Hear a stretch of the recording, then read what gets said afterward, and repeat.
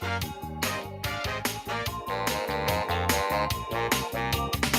Motorheads, thank you for clicking on House Call with Doc Love featuring the Carolina Pro Late Model and Crate Modified Series.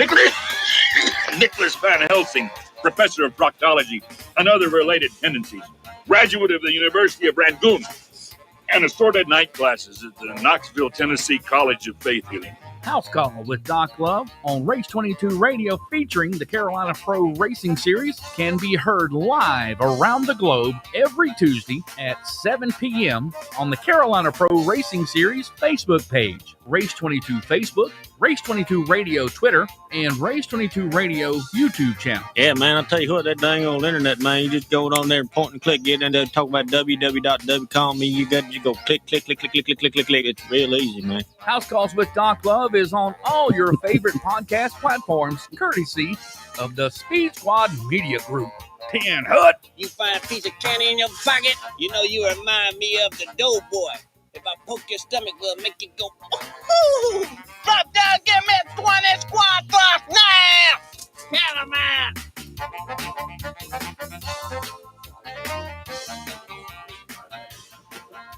Hey, everybody. Hope everyone is doing very well today. I'm Doc Love. This is House Call with Doc Love, and we're broadcasting live around the globe on Race22 Radio. And don't forget, we're filming the podcast, so that's basically what the live show is, just filming of the podcast, so you can catch it on all your favorite platforms. As soon as we're done, I send it off to the folks in Richmond. Dave C. is the man. He makes sure it gets put on all the platforms, so you can check it out on all your favorite platforms. What, Spotify? That's one of my favorites. What's some more? The iTunes. We're on iTunes, so we're delighted to be able to do that. So thank everybody for checking us out. I forgot to put the press release out, and I do apologize. Please, I do apologize. Got a great show lined up today. We got the Spinney brothers. Probably saying it wrong, but I'm sure they'll correct me. They are in-house. They're over here burping and stretching out. Trying to wake one of them up. He got his belly full, so I got to wake him up here so we can get him on the show here. But great show lineup. Got Jeremy Gerstner going to join us. Who knows what he's going to say next? So always exciting to talk with him. Then, of course, we hope to hear from the Don of the Carolina Pro Racing Series, Mr. Keith Graham. So with that said, let's jump right into this. Let's bring the boys on, man. How y'all doing? Good, you? Oh, hanging in there. So on the left on your screen, that's Mike, right? The one in the front, yeah. Yeah, the front. Yeah, in the front. Yeah, the one driving and back in the kiddie seat, that's Dan. Yeah, the third row. back in the third row in the good old days in the station wagon. Yeah, I'm looking out the back window. Yeah, on the fold out. Yeah, looking at the back window. Yeah. Originally from Pennsylvania, and we had you guys on the show as guests, and we had so much fun. I wanted you to come in here and co-host with me. And I told you if you come in here, I was going to grill for you. So first, let's do a chef's what do they call it? I don't know what they call it, but anyway, do a review. Let's do a chef's review. Let's do the chickens first. I did some chicken thighs with the Smoky Dave's barbecue, the bird bath. Let me show everybody what that looks like. Don't forget Smoky Dave's barbecue, Roxborough, North Carolina. Boys, what'd you think about all that? It was some of the best chicken I've had in a while, that's for sure. What about you, Dan? That was pretty dang good. And you one of you said that I don't normally eat ribs, but these are pretty good. Yeah, I'm not a rib lover, so that was that was pretty stout there. Well, good. Thank you. I might just come back just for the food. Absolutely. Now, when you guys go to the track, do you guys grill at the track? We will now that you're coming with us. That's right. Yeah, you have to take me away from Keith and Pit Row TV and Daniel, and I'll just bring the stuff and just go hang out with you guys and do the grilling. Yeah, got Joshua Bullock on. Big Daddy, what's up, Doc? Hello, Mike and Dan. He says. So just going to wait here. let some folks jump on here.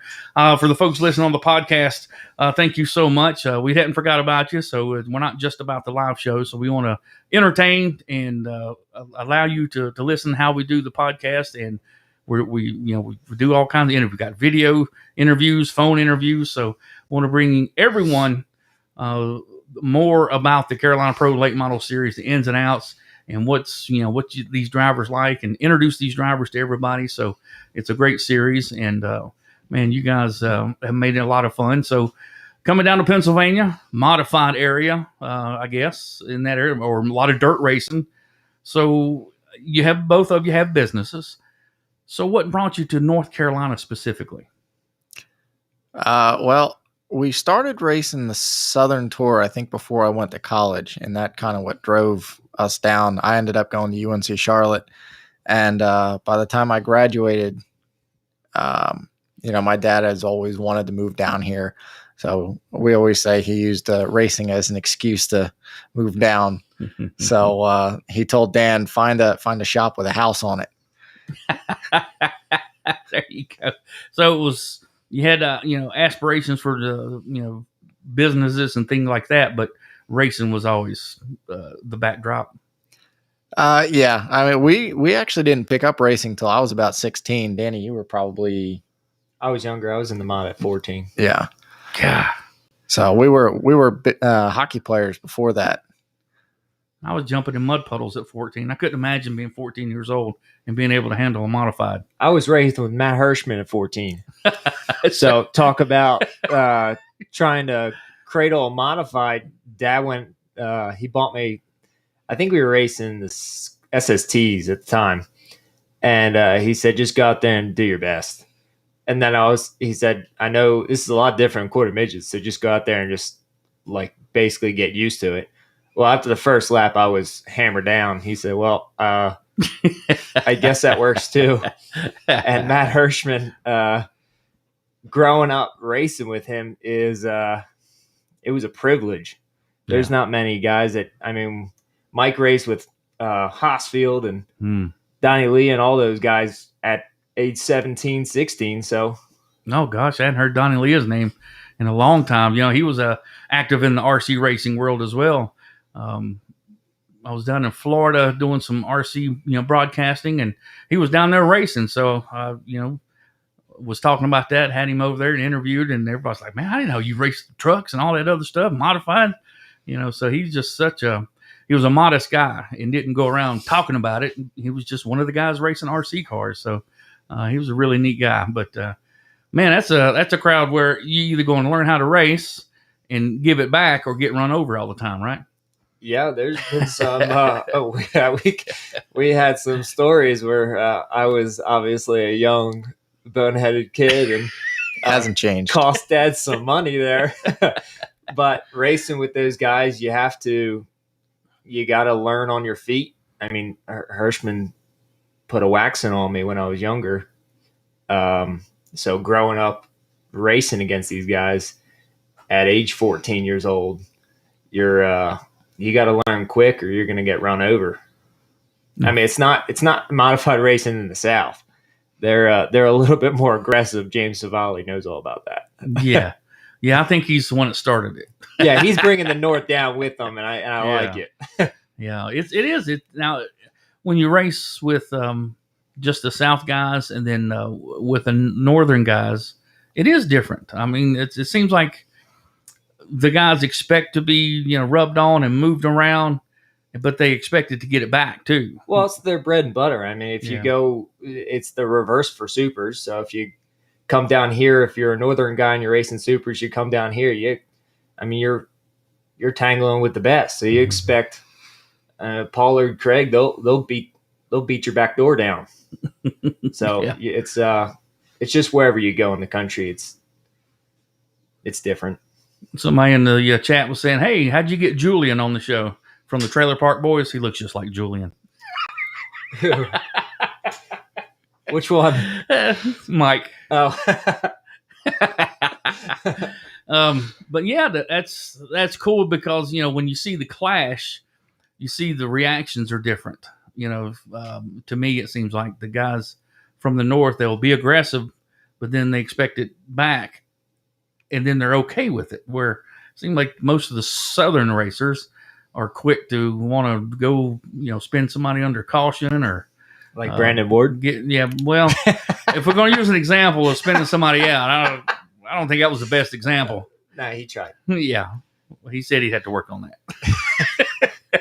Kevin might pull a sponsorship off of that one. Yeah, if you're not getting better on that, so if you're going to represent him, represent all better than that. That's for sure. That's right. That was funny. But yeah, it does. It seems like to be a little bit different, and James talks openly about that. When I've had him on the shows and things like that, you talk about modified racing, it's just different. It's like a different mindset.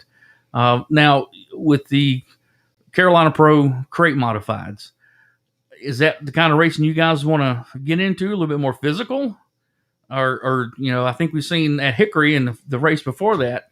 We need to back off of that a little bit, maybe, because they get physical coming to the green instead of to the checker. Yeah. There's a difference between physical and wrecking. The guys up north, and I credit this to James, he'll beat your back door down. Yeah. But I haven't seen James. Now, obviously, Bowman Gray's different story, but on the tour, James just doesn't go out and try to pass you and accidentally wreck you. Right. I mean, he's too good of a driver for that. So he'll beat down your back door, but he's not going to wreck you doing it. And that's what I think is a little different. When Hickory, I think we got a little too ambitious off the first start and wrecked half the field before we even got one lap. Yeah, I think got a little excited there. And I got tickled at Keith talking about having to have a separate driver's meeting for the modified guys. He was not too happy, but he really loves his modifieds. Can't blame him though. He really loves his modifieds. He talks about that a lot. He really wants to see it prosper and do well.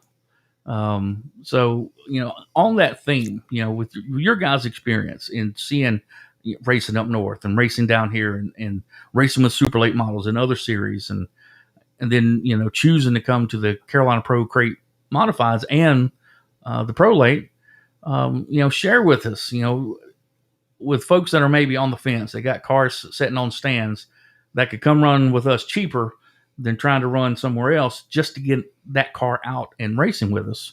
What do we need to do to get these cars out here? I mean, it's the cheapest form of racing we've done probably ever. And we started in crate modifieds up north, but the way that Keith has set this up with the tire deal, I was pleasantly surprised. I was a little apprehensive with having to start on 2 used tires. I was thinking of creative ways of how to make those used tires a little softer before we went on the racetrack. But Keith's done a very good job at, Now, would that be within the rules? Very dark gray area. We're not cheaters, Doc.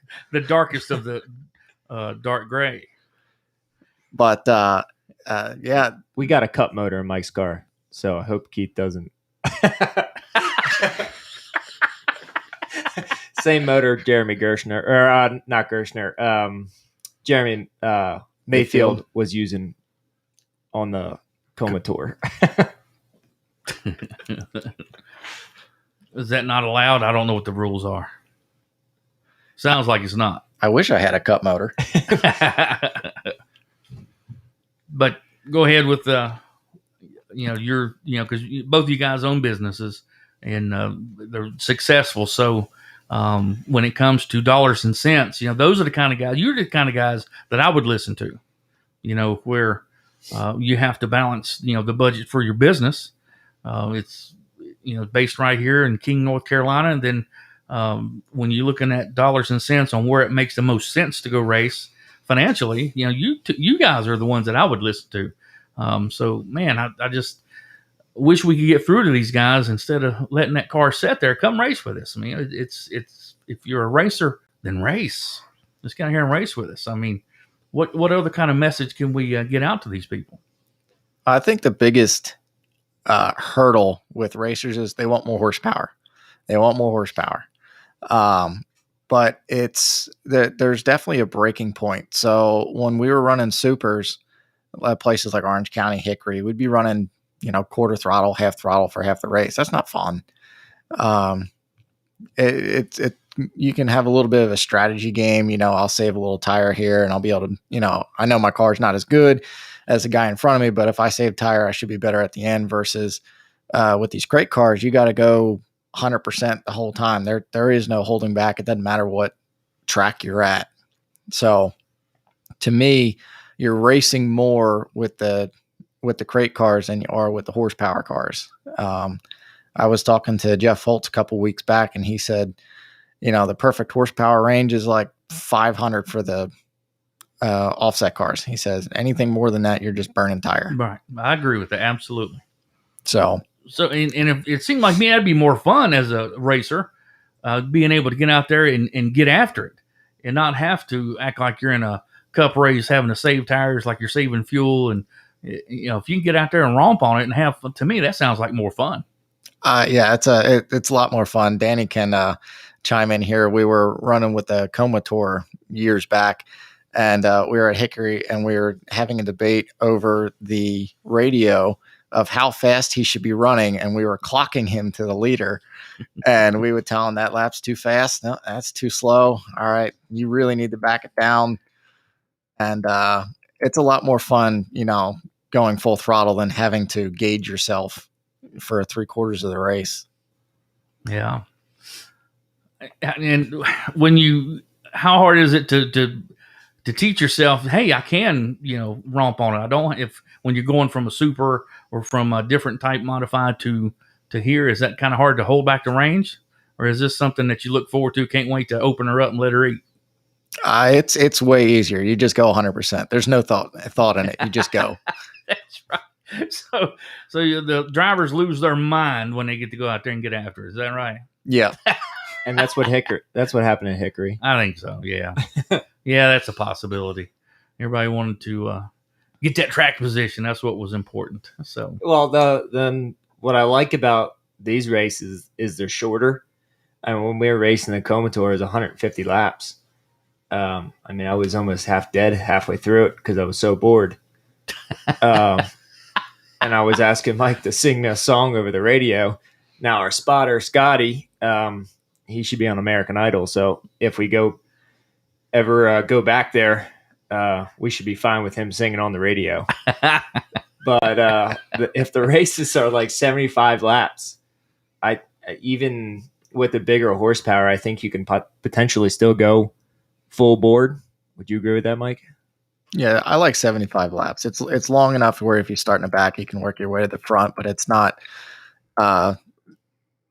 too long for the fans to sit through. It's not too long to be in the car. I mean, there's a big difference between 400 laps and for the Cup guys, and they just get in and go versus you're there all day working on tires. I mean, you're in the heat. It's a long day. And then the jump in a car that you got to run 150 laps, and it's, you don't have no AC seats or anything like that. So it definitely wears you out with those longer races. I'm going to have that.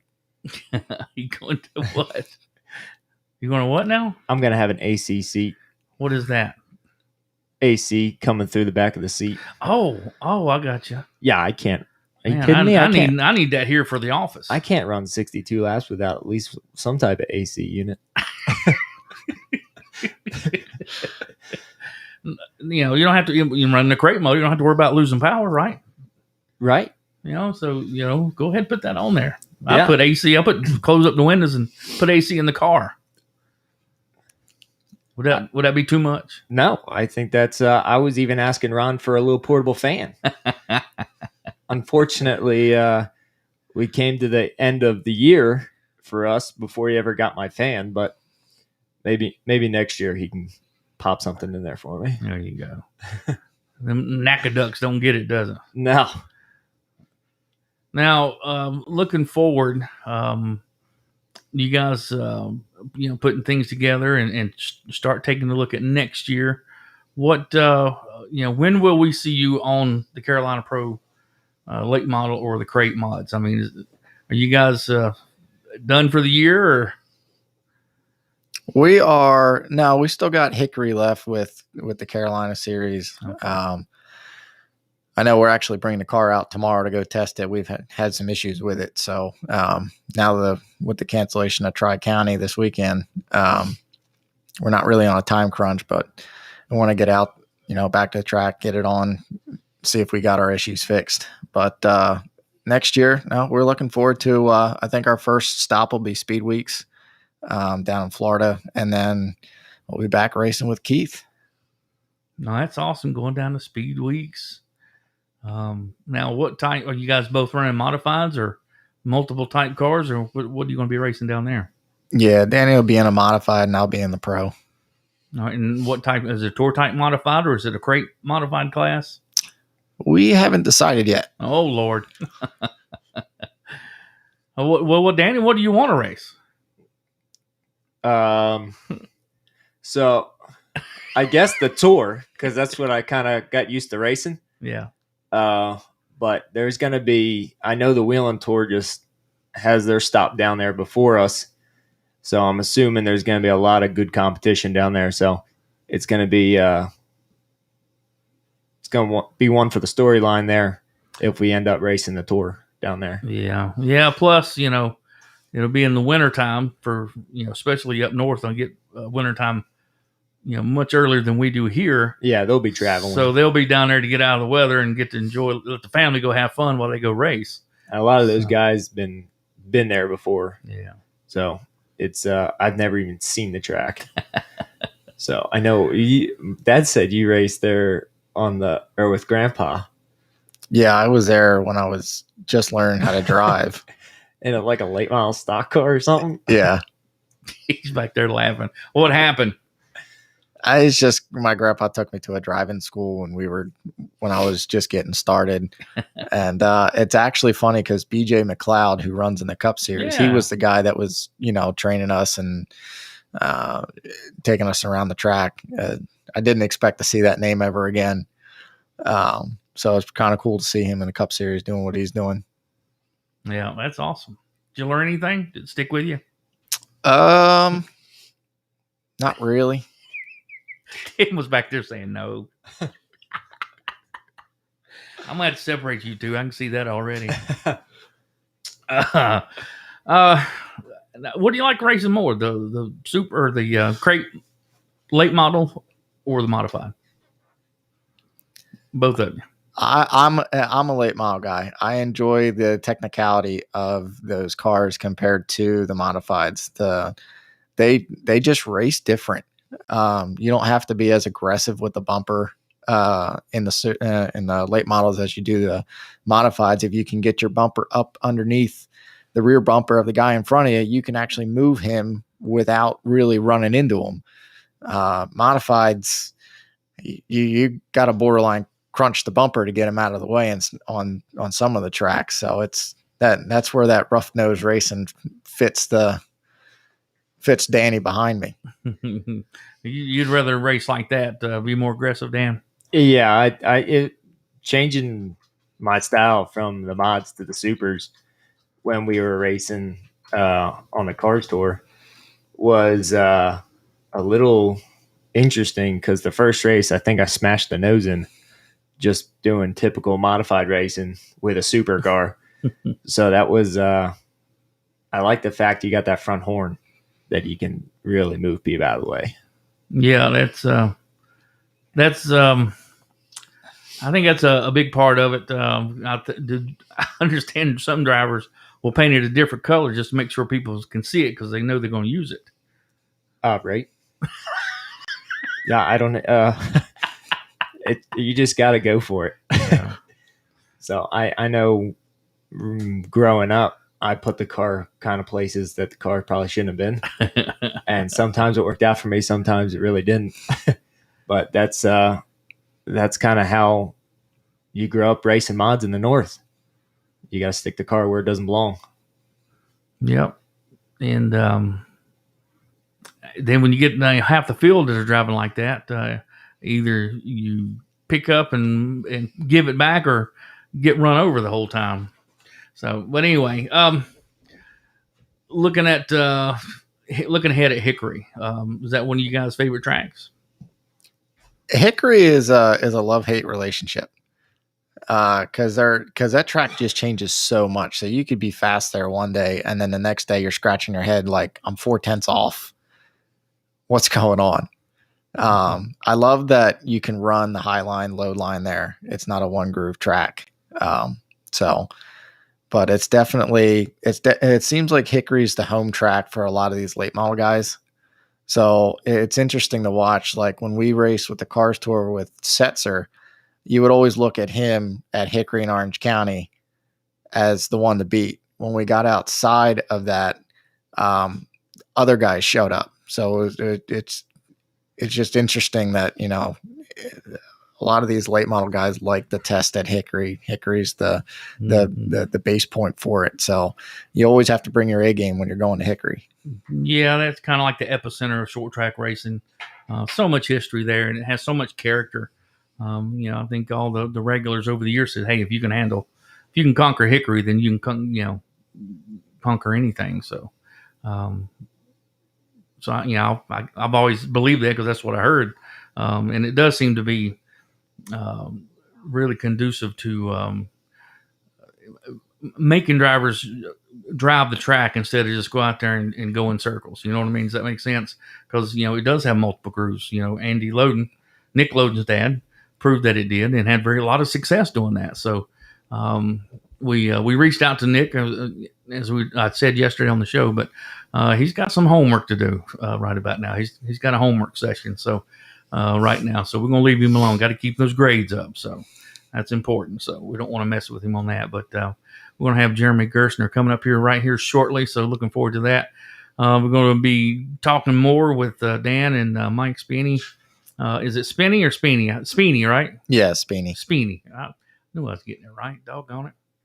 But I always enjoy talking with these guys. They're very funny. Got to keep them separated most of the time. But so glad you guys came down here to co-host and talk about the Carolina Pro late models and the crates and just talk about, I wanted to make sure we talk about the product that's on the track. And with you guys and your experience and seeing different organizations on, the tires and all this, plus, I don't want to really talk about tires because this year's a whole lot different because of the situation, shortage, what have you. So, Keith's doing the best he can. I mean, it's not nothing Keith's doing. He's out here every day looking for tires to try to get better tires for the competitors for the races. So, unfortunately, and we're going to have him on here in a little bit, the Tri-County race had to be postponed because of the tire situation. Very disappointed in that, but it is what it is. I mean, it's not nothing.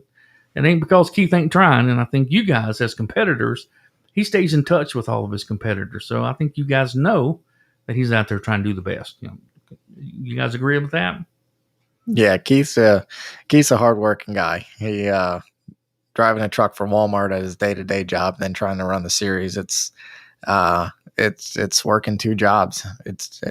I wouldn't want to be in his position with this tire deal because you can't make racers happy, and all they do is complain. So you just give one more thing to them. That's right.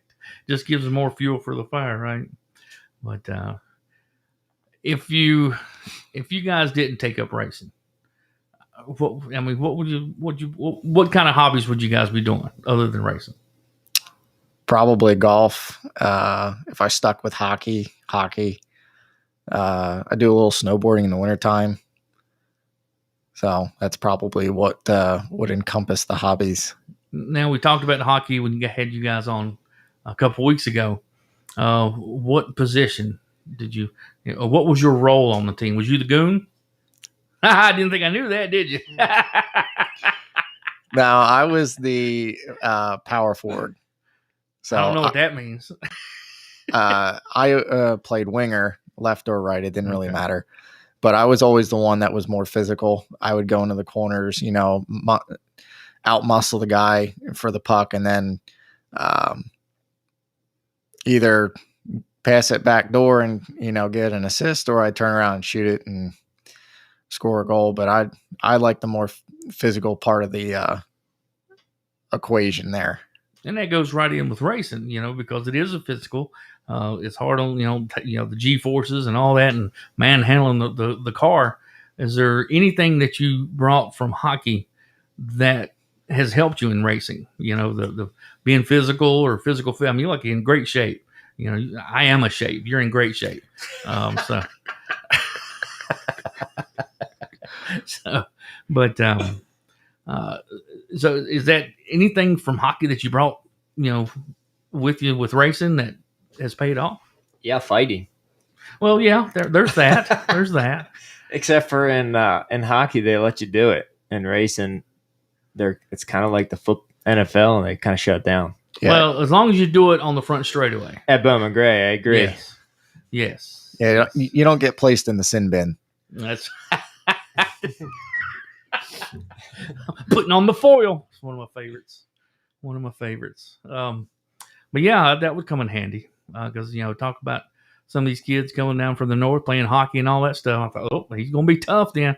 Oh, we got Jeremy Gerstner in the green room. He is with us. So let's go ahead and take a real quick break and let everybody know more about the Smoky Dave's barbecue and where to get it and stuff like that. So we're going to take a quick break. When we come back, we got Jeremy Gerstner.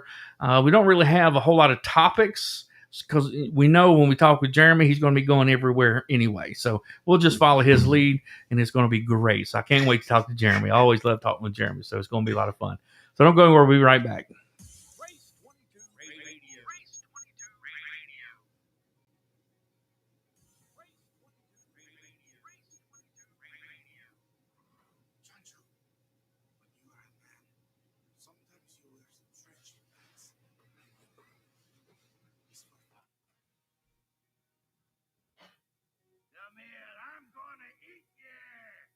With Doc Love is brought to you in part by Smoky Dave's Barbecue, located in Roxborough, North Carolina. Get in my belly!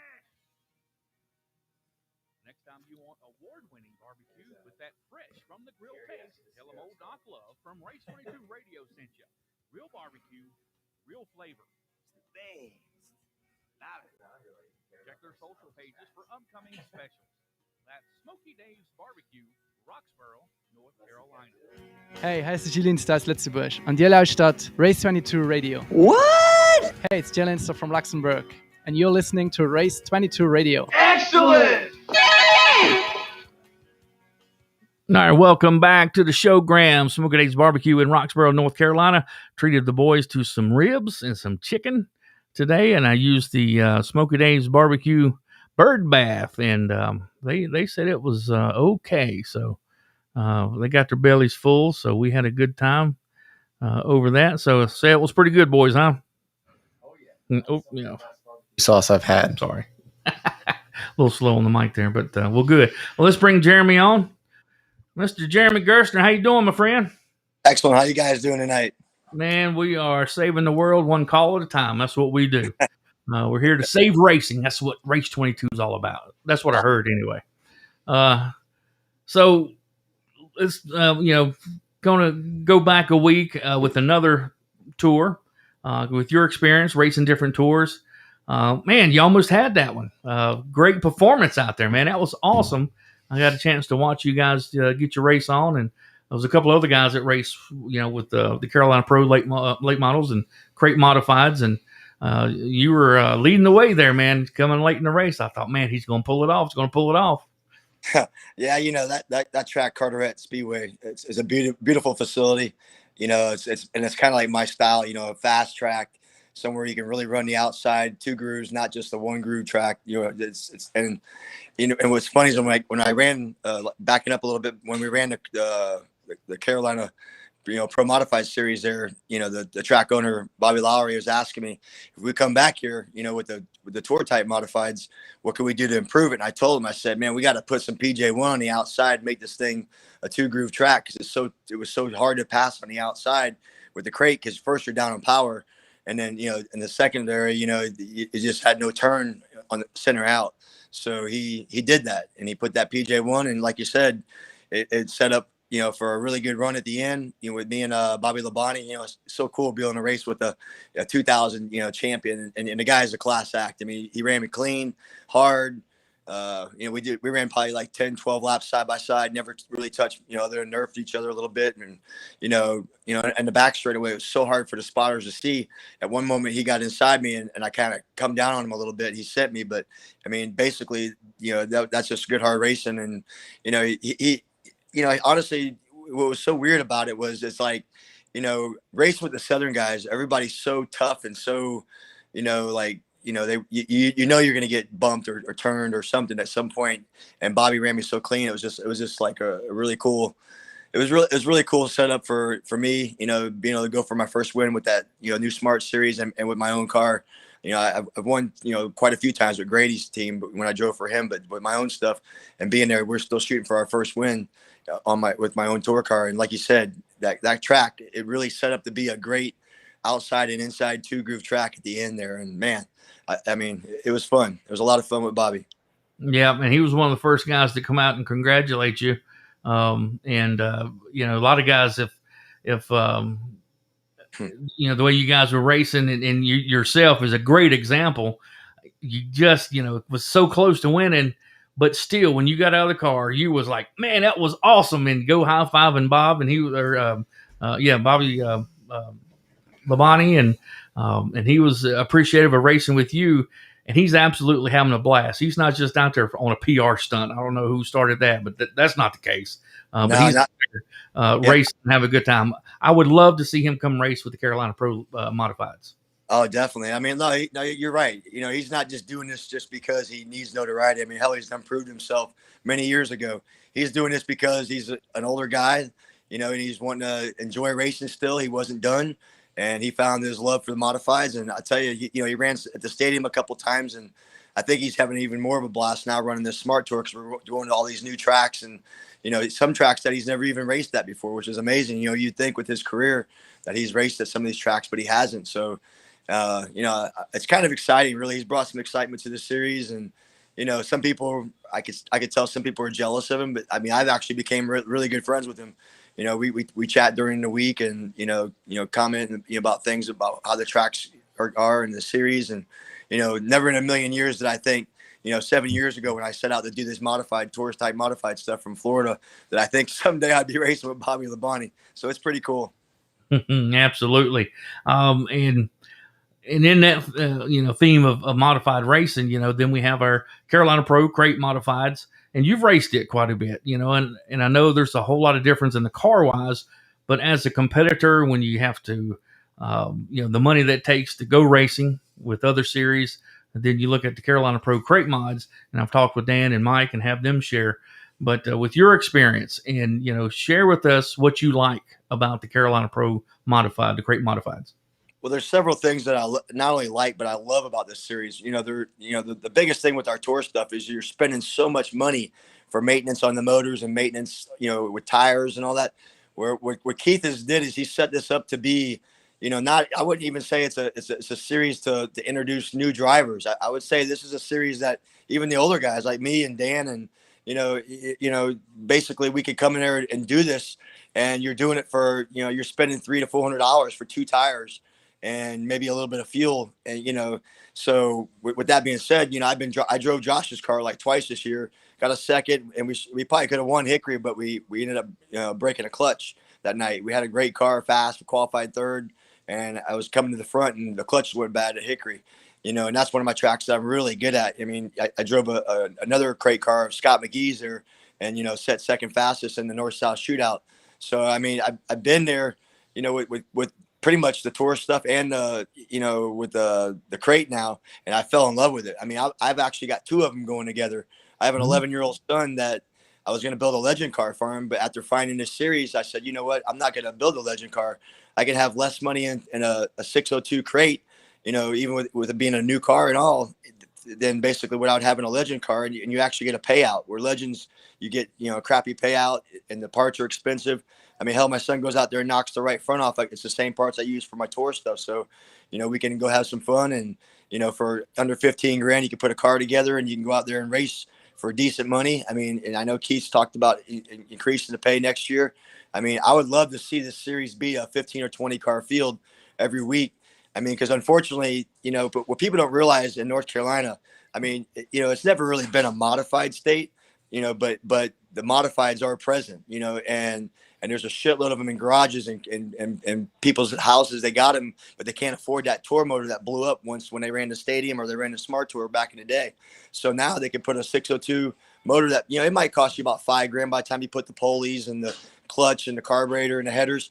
But the good thing about it is, you got a motor that you can run pretty much 2 seasons because it's sealed, by the series. You pay the $300 or $400, they seal it. So now you go out there, you win the race, and you celebrate. It ain't let's pull spark plugs out, let's whistle it, let's PNG it, let's tear it down. It's none of that. I mean, it's pretty much once you pay that money up front, you don't have to be aggravated the rest of the year. And I commend Keith for doing that. I mean, I called him today because I got my motor that's for my car that I'm going to actually use for the North-South Shootout, and I'm going to try to run the final Hickory race with him. I'm going to try to bring it up when I come up there to run my Hickory race with the tour to get it sealed by the people that seal it, so that way I can put it in a car and not have to worry about it for next year. But like I told Keith too is, he was thinking that this is a good introductory series for kids. Yeah, it is.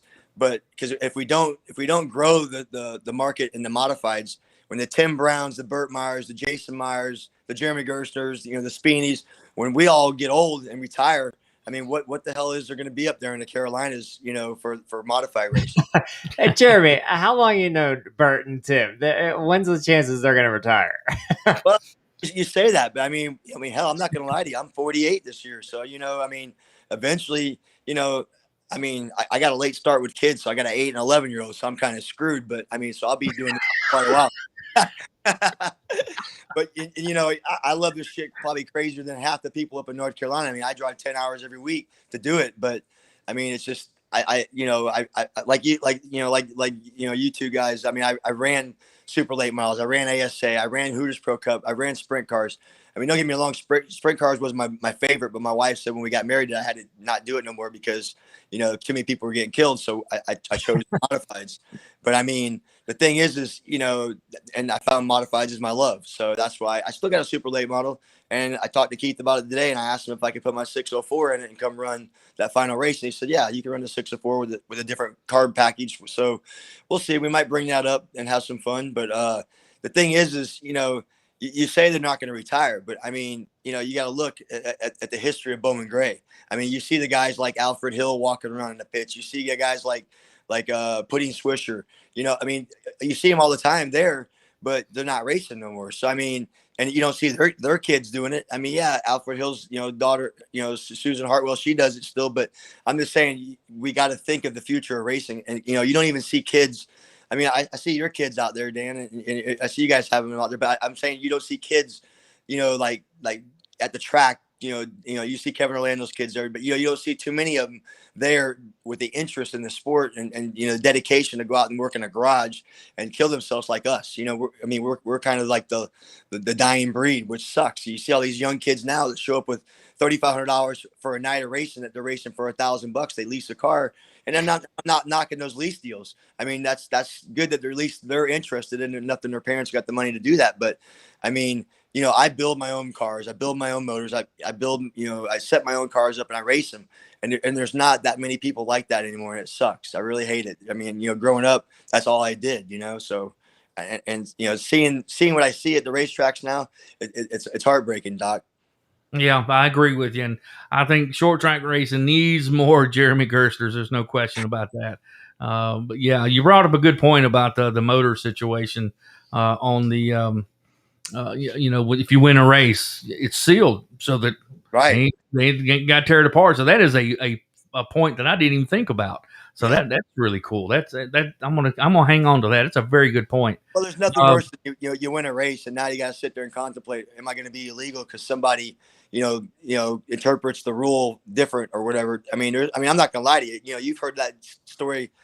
5 years ago, I won the Florida modified race. I finished 8th, and they basically put it out on Facebook at Citrus County Speedway, $5,000 to win, but we're not going to pay a car unless it's legal. Well, I finished 8th, And traveling back and forth to North Carolina for the 8 weeks prior to the Florida Modified race, I read the rules, and I even found shit wrong with my my left-hander car, and we fixed it. But I ended up at 2:30 in the morning. They told me to unload my car from the trailer, which we were content with being eighth, and we knew we were tight with all the rule changes we did and made the car tight. So we were content with it. And next thing you know, here I'm taking home the $5,000 check and a giant trophy. My son woke up in the RV the next morning with the giant trophy next to him, and he was like, "Wow, holy cow!" So I mean, so I've been on both sides of that, and but to know that Keith does this that was like the sales for me. I mean, when he said, and I hear people complaining, "Oh, I don't want to spend $400 to get my motor sealed." That's like the best money you could ever spend to not have to worry about. I mean, I don't drink, but if I was to win a race and I wanted to pop a beer to not have to worry about it, that would be awesome. That's right. That's right. That's right. That's a good way to put it. Got Brother Poole, Jason Poole says, "Hey, Jeremy, what's up, my brother from another mother?" Jason Poole's on the chat checking us out here. Thank you, Jason. Yep, always good supporter of Race 22. Absolutely. Heck yeah. He's a wheel man. Oh no, he was undefeated there in the beginning of the year, and then he won so many. I think they finally either they shut him out or what. I'm not sure what happened to that deal. I know he was driving for Boo Boo Dalton, which they got great equipment, and I'm not sure whatever happened. I never kept up with it, but I know every time he was there, he was a threat, and that's awesome. I'm so proud of him. Yeah, he won in 2 or 3 different cars. Yeah, I think he won in Amber Lynn's car, then Boo Boo's car, and I think he was in somebody else. So yeah, he can get her done. I'm just surprised he can fit in more than one car. But what I would like to see though is I'd like to see a lot of these, like the tour guys, like that I run with, and even the guys up north that got SK cars and SK lights that are like basically. I mean, I think the 10 car that comes down and runs with the CPLMS, Brian Weber, he was from he had a car from up north, and basically that shows that everybody's pretty equal with that CPLMS deal. I would love to see like a 30 car event. I mean, because I think the cars are out there. I just think what the biggest thing is I hate to say this, but the North Carolina guys, they don't like to travel. I mean, they're like, if it's not within an hour, they're bitching. Like right this weekend right now, we're going to Dominion, one of the nicest racetracks up in Virginia. I mean, I've never been to. I've been to like 78 or 90, 80, under 80 racetracks, but I've never been to Dominion. But I'm looking forward to traveling 14 hours from Florida to do it, because it's like, what's to say, we keep losing racetracks. Say that 2-3 years down the road, that track might not be available. So you got to take advantage of it when you can. I mean, and I don't get why, I get why Bowman Gray gets a shitload of cars, because they got a lot of fans and it's a great turnout every week, but and it's in their backyard. But why can't, people say, okay, instead of traveling, instead of doing the local deal, why not travel 2 or 3 hours and make a family event out of it? That's what I do. I mean, unfortunately, these kids nowadays, though, they can't miss more than 2 or 3 days in school. So, I mean, I got to wait till 4:30 this Friday to leave and drive throughout the night to be at Dominion, because I already made my kids lose like 2 days, and they can only miss 4 for. And school just started. I mean, I used to always miss school days, running the USAC midget deal up north, and we just make it up during the week or on the weekend, So I don't understand why they did what they do, but it is what it is, I guess. I mean, I kind of liked it when we were in the COVID stuff, because we could leave like Thursday night when I got done cutting my lawns, and we could enjoy Friday hanging out with Josh and Dean Louder and having a good time up there. So that was pretty cool. Now, you're originally from up north. Where at up north? I was born and raised in Illinois, Southern Illinois. So I ran USAC quarter midgets, USAC midgets. I mean, I raced back in 88, 89 with Jeff Gordon, and all the, way before he was even a Cup star. I mean, but he had Pepsi back then, and it was awesome. I mean, because it was like to see some of the guys that I raced with, like back then, now being Cup stars. It was all about they followed the money. I mean, their parents had money. My mom and dad, they always struggled, and kind of I did my own thing. I mean, when I turned 18, my dad straight up told me, if you want to continue this racing deal, you gotta get out on your own and do your own thing. So that's when I started hustling, and the rest is history. That's right. That's a good path. Well, now I got like a 7,200 square foot race shop on 5 acres here in Florida, which is beautiful, but it's in the wrong location. It needs to be in North Carolina now, because I found my love up there. I mean, but I got a couple super late models. I got 4 or 5 tour mods. I got two or three Florida mods. But we're we're actually looking at property up there, Doc. I mean, we recently this past weekend we looked at some property, but the way the schedule worked out for me, not getting up to till late Friday, I couldn't go by and maybe put an offer on 15 acres I was looking at and close to the Asheboro area. It's just the problem is I don't want to just buy something. I mean, I want to buy like my forever home because I'm tired. I'm not saying I'm tired of moving, but I mean, I haven't moved in the past 20 years. But the thing is I want to find a place up there that I can, I like the Millbridge thing. I think my kids could grow up there and race, the Millbridge deal. And, but, now I've already, talked about putting them in a 602. So maybe we'll just skip all that. I don't know, but we have 2 champ carts and we race at a local track here locally on dirt with my daughter and my son at a place called it's called Dirt Devil Speedway. It's actually Sammy Rodriguez owns it, which is Eric Amarola's grandfather. So that's where Eric Amarola practiced and from Florida, and then ended up being a Cup star now. So that's pretty cool. Oh yeah, that's really cool, and that's a huge organization with the quarter midgets, because we have the place up here in the Carolina, I think Salisbury, part of that deal, and lots of young racers. Now a lot of Cup stars. That's where they started. Well, it's just crazy. If I would have probably moved up there 20 years ago, I might have been able to make it. But now I'm to that age now where I'm just having fun, and and I wouldn't mind getting up there and being a crew chief for a good team, and possibly doing that and helping out, and then eventually grew my son into doing this tour stuff. I mean, everybody says, oh, the tour mods are so dangerous, but I can honestly tell you that.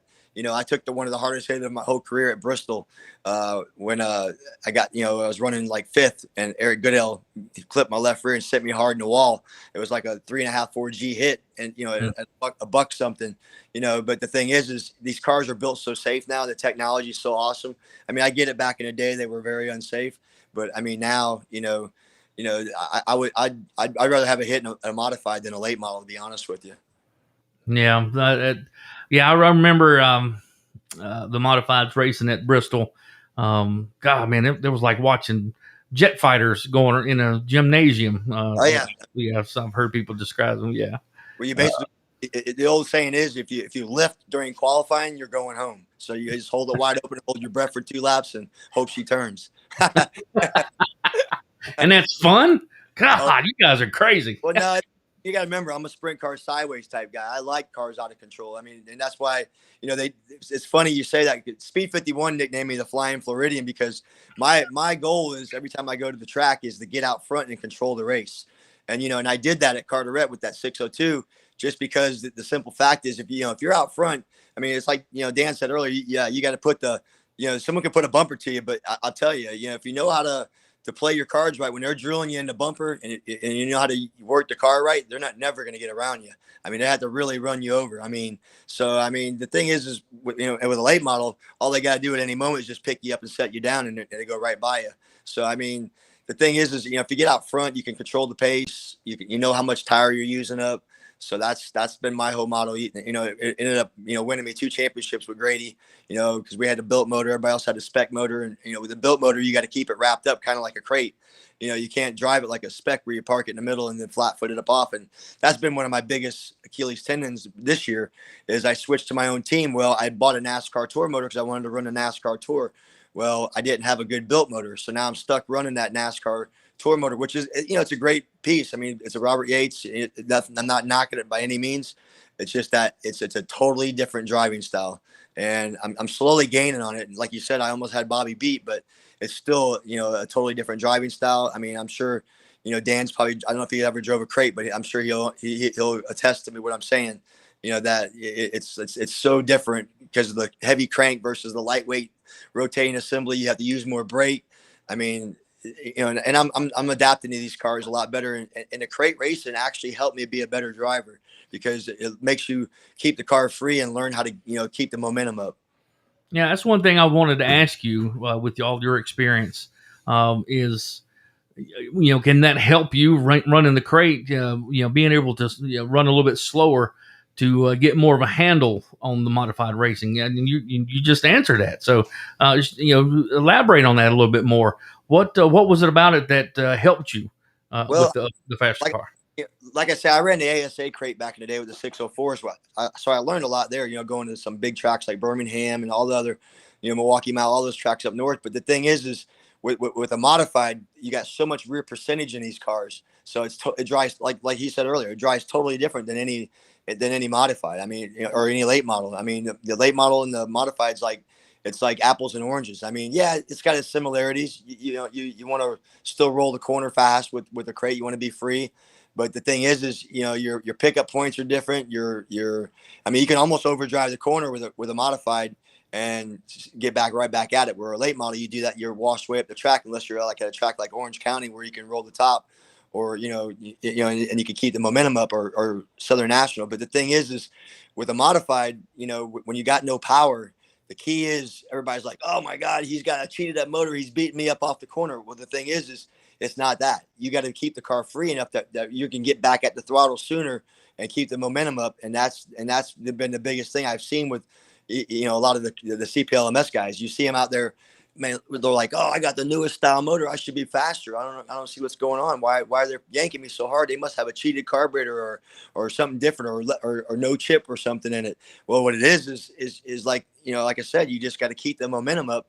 And the key is having a car to where you got to run where they're not, for one, and for two, you got to be able to keep it up on the chip, basically. I mean, and like you were saying earlier, Hickory's a 2-groove track, but if you roll the bottom there, you got to be really, really free to be the hero to roll the bottom. I mean, you can roll the top and keep the momentum up with a little bit snugger race car, so you got something at the end.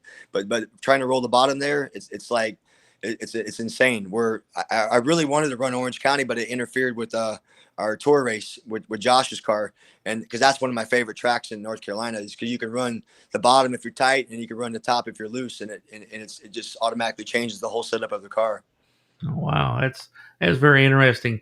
Now with you guys, dabbling, Mike and Dan, with a little bit of both.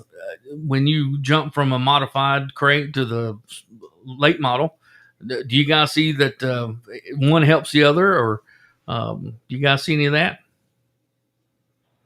I don't know. I can't. My opinion really doesn't waver here because I haven't been in a crate modified for 10 years. But what do you think, Dano? What was the question? I was falling asleep back here. It's a pretty good show. You ought to pay attention sometime. No, we just went green. Doc, tell him we just went green and he's still sleeping at the wheel. What's going on? That's right. That's right. Jeremy's talking about actually running the crate mod actually helps him with some of the tour stuff that he runs. And I was asking about, you guys, if you're going back and forth from the late model to the modified, are you guys seeing that likewise? Is that helping you guys, or have you noticed anything like that going from one to the other? So what I noticed so the Super is a whole different animal, but when you're racing the pro late models and the 602 mods, they're kind of similar. So actually the pro late models drive more like a tour modified versus, Super is a whole different ball game. And that's what I liked. From our driving style, Jeremy, going from the tour cars to the Supers, I was all screwed up. But then jumping back into the pro late models, right? I was thinking that it was the late model that I didn't like. Well, it was the Super portion of it that I didn't like, because you can drive the crates almost like you can drive the tour mods, because you have to get after it. Yeah, I agree with that. Yeah, exactly. And that's what I like about it. So I think that actually the 602s, you have to be a certain driver to drive it. Jeremy's and Savali, they're the ones that can get her done in both. I know there's a couple drivers that I could think of, and Jeremy probably could know who I'm talking about, that may struggle on a 602 because they can't stop in the center of in the corner and get off. But that's the biggest thing. You gotta sail her in there, and you gotta keep up the speed. Exactly. Let it roll. Yep. Yeah. That is so interesting because I mean, to your average fan, the modified's a modified, but it's so interesting that you got to drive them so different with the different tires and stuff like that. But I really think the package that Keith has for the crate mods is spot on. Oh no, I agree 100%. Yeah. So I've asked everybody we've had on the show. We want to be an ambassador of this program. We wanted to be an ambassador for Keith. So, Jeremy, I'm going to ask you the same thing I ask everybody else. What's it going to take to get these guys out here? And get them off the jack stands. I honestly think, I mean, and I know this sounds foolish, but I mean, I actually think money. I mean, I think these guys, they're talking about paying a really good payout for the North-South shootout, having a big crate race on. I think it's like a Friday, Saturday, Sunday show. I think they're going to have Friday open practice. Saturday, they're going to have like the qualifying for the North-South, and they're going to have maybe possibly a big modified 602 race. Well, if they pay the money that they say they're going to have, I would say they probably have like 25 to 30 cars. But I mean, and the sad thing is, I get it. Keith's trying to get this, up off on his own, and he doesn't really have a lot of money backing him. Like you were saying earlier, he's a truck driver by week. He kills himself, and then on the weekends he goes racing, which, I'm so grateful that he's doing this, because I mean, it gives me an opportunity to have another place to play and my son to have a place to learn. And like you said, run a lot of neat, interesting tracks. But I don't know. I mean, I seen, the likes of like Lee Jeffries. He came over and ran some, and then you don't see him no more. I mean, there's a bunch of guys that came and ran some, but I just don't know if it's the financial part or if it's Bowman Gray. Bowman Gray, you think it is? Yeah, as far as Lee goes. Yeah, that could be. Yeah, that's what I'm saying with that. Yeah, and then once it's kind of like the points deal kind of inspires you. I'm saying, if you want to chase the points, a lot of guys can just go run one or two, which I knew up front that I couldn't go for the CPLMS points with Josh's car. So I knew, even though I was building my own, I knew that there was no way I could run them all. So I just picked and choose a couple I could do that didn't interfere with my S.M.A.R.T tour deal and the Bowman Gray couple races I ran. But I mean, I think if they had a good points fund, Doc, like say, I mean, when I say good, I'm saying like a 5,000 to win points fund, which that really ain't a lot, but it is for a 602 because your investment's so minute versus, like say a super, or, a super, you got 60, 70 grand in a car, or even more now with some of these new Furies, and just like a tour mod, you got 80, 90 grand, with the new spec engine and all that stuff. So, with a crate car, I mean, you're liable to have, guys that got 25 in them, the top notch ones, but I mean, you got them all the way down. I mean, I'm putting this TA1 together for my son for less than 15 grand because I'm doing it all myself. But so I'm saying, in that, 15 grand sounds like a lot, but the Legends car that I was trying to buy for him was going to be 18. And in my, seeing, it wasn't safe. So I said, screw it. You know what I mean? So that's why I went with the 602 for him. But I mean, so I'm thinking if a guy could build a car for anywhere from 15 to 20 grand and go be competitive, because he knows everybody's got the same motor program. It's just all about getting a car to be free enough to drive it. And Mike's right. I mean, you got to be to drive a crate modified or a tour modified, you got to be like a little bit of a daredevil. It's not like, a late model, they handle better, but they got more power, the supers. I mean, I'm not saying it's no different driver, but I mean, I'm just saying the modifieds just get you that feel like you're out of control probably about 60% of the time, even though you're not. And it's just a different love. You know what I mean? I mean, Dan's drove both of them too. So, I mean, I'm with the tour mod versus the late model, super late model. I mean, what's your take on that, Dan? No, I agree with you. And that's why, right. I'm not a huge fan of the supers. I'm more of we race together an awful lot. So, how, yeah. I like the same car you like. I like it sideways. Amen. So it's as far as going to the crates, it was kind of easier for me in a way. It's more forgiving, but you got I already knew how to drive it hard. I mean, you got 3 or 4 guys out there that really are driving them because they want to win, and then you got a couple guys that are still getting used to it. And like I was telling Doc the other day, what I was amazed by, it was like some of your guys' races that I didn't attend. I mean, hell, there's 8 cars out there and they wipe out half the field before they even take the green. I mean, so I don't know if that was just, the rookies that are in the deal trying to figure it out, or if they're just trying to be aggressive way too early with those cold tires. I don't know.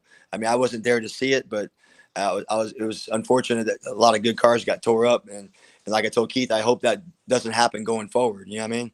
Yeah, oh, absolutely. You want to see those guys to not have to spend a whole lot of money to come back, because a lot of times late in the year you tear Right. it up. You might as well just leave it, until you start getting ready for next year. So we don't want to see that. We don't Yep. see everybody at the track. So, so our next tour stop is Hickory, October 16th. So you're going to try to be there for that one? Yeah, I'm gonna try to get Josh to let me drive his car for that one, because I'm not sure if I might have my motor. I mean, yeah, I got the motor, and we actually race the 9th.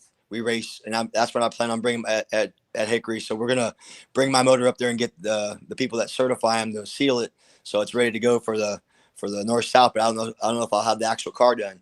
I talked about maybe taking my tour motor out of my orange car that I ran Bowman Gray with, and probably stick it in there for that race, for that last CPLMS race, and shake it down just to see how it would roll. Because I'm thinking about taking that car to New Smyrna, because at Speed Weeks this year they're going to have like a 50 lapper every night for the 602s for 5 nights. So that'd be pretty cool in February. So I might, you never know, you might see the Jerry Hunt Super Center orange car that I ran at the stadium there with the 602 in it. Have some fun. There you go. Yeah, I was told I might hear a Jerry Hunt here and there. Well, Got to keep that sponsor up.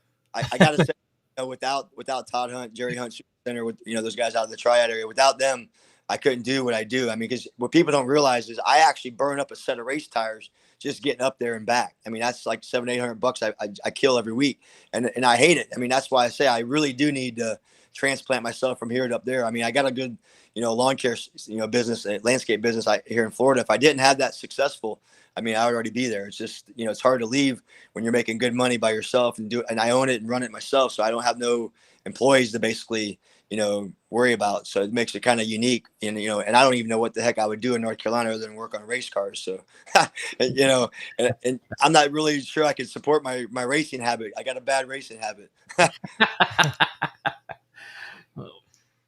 With talking about the schedule and upcoming schedule and racing that, and we was talking about, I heard you mentioned the SKs.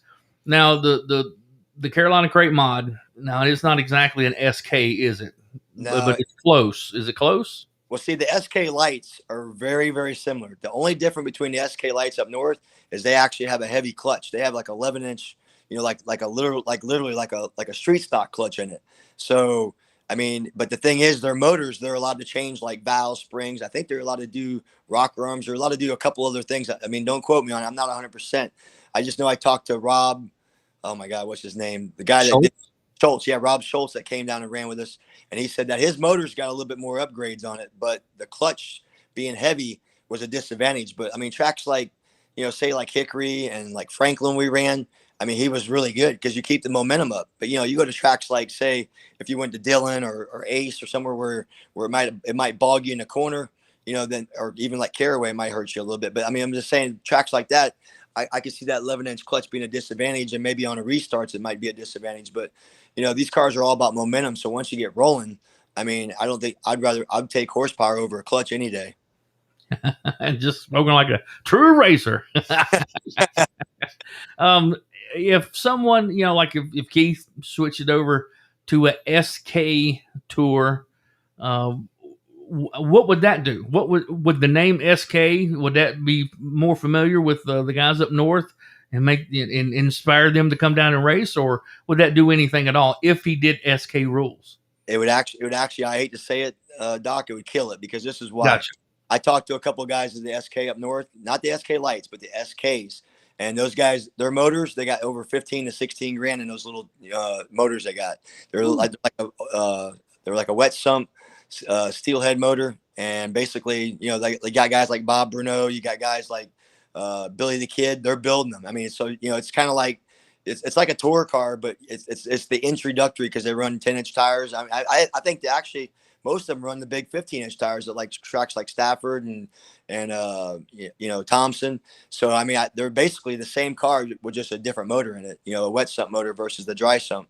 So I mean, I think what he's got going right now with the sealed 602, and what I told him, and it sounds crazy, but I actually think we should figure out what it costs for that motor to be sealed with a brand new pan on it and dynoed. Whatever that cost is, there should be a claim on it for that cost. That way, so anybody that, like say I outran Dan or whatever, and basically, or Mike, either way, for like 2 weeks in a row, he says, "Oh, Gersner's got to be cheating his shit up." Well, if he thinks that, then say we had a set price of $5,000, and I know Especially if it was 2 weeks in a row. I mean, look at Kevin Orlando. Everybody swears cheated up motor, but I know Kevin pretty good, and he's just got he's good. I mean, he's got his car rotating good. He knows what it takes to keep him and what's it called, Lafavich, both of them, Caden. I know I can't. I'm dead. But Caden, basically both those guys got them rotating really good, and if you thought their motor was cheated up, that would put a stop to it. You could buy their motor, and then they could go buy a brand new one, have it oil pan put on it, have it dynoed sealed for the same money, and now they got a fresh motor. So I mean, that's what I'm trying to say. That's how the series can probably be better to have that, because there is guys out there probably that still have the Harringtons that ran, like when they ran the other 602 series that Darren and Renee Hackett had going. I mean, there's probably a couple still out there, that here and there, I mean, that are bouncing around, but I mean, I don't know who would have them exactly. And I'm not going to quote who's got them, but I think they're out there. But I mean, and that would put a stop to that. I mean, because you got any? I wish I did. I mean, the motor I got is a brand new GM one, but the motor I got for my son's car was actually a IMCA, the old style crate with the twist off caps. And basically it didn't even have an oil pan on it yet. I still got to order a champ pan for it, because unfortunately when you stick them in these modifieds, and that's why I had to break the seal on the GM one on the bottom for the oil pan, to put the oil pan on it, the lower pan, because if you don't, the second you drop that sucker off the track, if you're coil binding or bump stopping or running real soft, you'll rip the pan right out, because with the SK mid plate, which raises the motor an inch, it's still, the pan's about a 1/4 inch below. And the reason I know this is because when I drove Scott McGee's car, which is Ron McGee's, which you guys know who Ron is because you drive for him. But basically, when I drove Scott's car, I dropped it off at over there at Caraway. I hopped the curb one night, and it did scratch the pan a little bit. So, I mean, it does stick below, and the last thing I want to do is clean the pan out, and on my son's car or something, and he keeps going and blows the motor up. Oh yeah, that's that technical stuff I don't know much about, but I see what you're saying. But yeah, that I've always with SKs, still being popular up north, I thought, why not down south? So, but I see what you're saying. Yeah, we don't want to make it where now they get like cost more racers. Yeah, they get like 30 or 40 cars every week, because that's the heart of modifieds up there. I mean, everybody's like, oh yeah, and they race like Wednesday night, Thursday night, Friday night, Saturday night, Sunday night. I mean, it's like, they live and breathe it, because they got snow 5 months out of the year. You know what I'm saying? I mean, they got to take advantage of it when they can, which I get it, Yeah. I mean, but the thing is yeah, that SK, I thought about, mentioning it to Keith, but it's like a limited late model motor, basically. Now you're talking 12, 13 grand for a motor, and you can't pay $1,000 to win. Someone's got that kind of money in their motor. It just ain't going to happen. Yeah, that's too upside down. Right. Even though they don't race for that much money at Bowman Gray, so that's just a whole different ball game over there, isn't it? Well, yeah, it's all about sponsors over there. You get your 20,000 fans every week, and half the people there don't even pay for nothing. They basically just go do it for weekly entertainment and have fun, which and that's great. I mean, my thing is I live in Florida, so I don't know nobody up there, so I can't. I mean, I got a couple sponsors with I'm grateful for Todd Jerry Hunt Super Center. Yep, the Jerry Hunt Super Center. People don't realize how that came about. The drinking game. Yeah, people don't realize how that came about. I actually purchased the car from Tim and Todd Hunt, and that's how it all became about. And and plus when I raced Tim for a championship, we ran side by side for the final night, and we fought all year long for the points battle. It came down to the last race at Orange County, and he raced me like a class driver. We ran side by side. We nerfed each other, but we never wrecked each other. And I ended up beating him by like 5 points that year. And after that race, I had called Todd and I said, hey, I see you guys aren't coming to the North-South. Is there any way you can help me out with a set of tires? And I put his name on the back of the car, and the rest is history. So, I mean, he just loves the sport, and he loves racing, and he even sponsored Keith here and there, and he sponsors the S.M.A.R.T tour. So that just shows you the guy just loves racing and wants to be a part of it every step of the way. Yeah, I see him involved a lot in the short track racing across the Carolinas. So So yeah, we always want to support those that support things that we like. So Exactly. yeah, that would be awesome to get him more involved with the Carolina Crate Modifieds for sure. Yep. Well, Jeremy, anything else you got going on, brother? Man, you're just on it tonight, man. You sound like one of them wrestlers talking about, and what we're going to do, brother? We're going to come down. It's like I'll tell you, I always enjoyed racing with Dan and Mike. They always ran me clean, and and they're racers. I mean, those guys are like me. They eat and sleep this stuff. I mean, yeah, we work for a living, but the thing is at the end of the day, I mean, if we could hit the lottery tomorrow, we'd all three be racing full time. There's no doubt in my mind. You got some cash sitting around? Is that what you're saying? No, I'm just saying, if we hit the lottery, that's what. I can shut everything down tomorrow if you want. I'll be right there with you. Trust me. We have a 6,000 square foot shop. We just got to move the water jet out. I mean, that's not that hard. Yeah, but that's the moneymaker. You got to have that for sure. Ron McGee just checked in. He's saying, "What's up, guys?" So, and I've actually drove for Ron a couple times. I actually got to drive his car at Bowman Gray one night. He asked me to start and park it, so we started dead last with a little 602 motor in it, and we passed like 8 cars when caution came out. And I joked with him. I said, "Oh, hell, if I wasn't hitting the chip at the start finish line, I think we could win this damn thing with a 602." I joked with him. But we ended up having a radiator cap come loose, so I pulled it off. But good times with the whole McGee families. They're great people. Scott and Ron. And they're just true racers too. I mean, and that's why everybody asks me, why the hell do you drive all the way to North Carolina to do this? Because it's the fans and it's the people up there.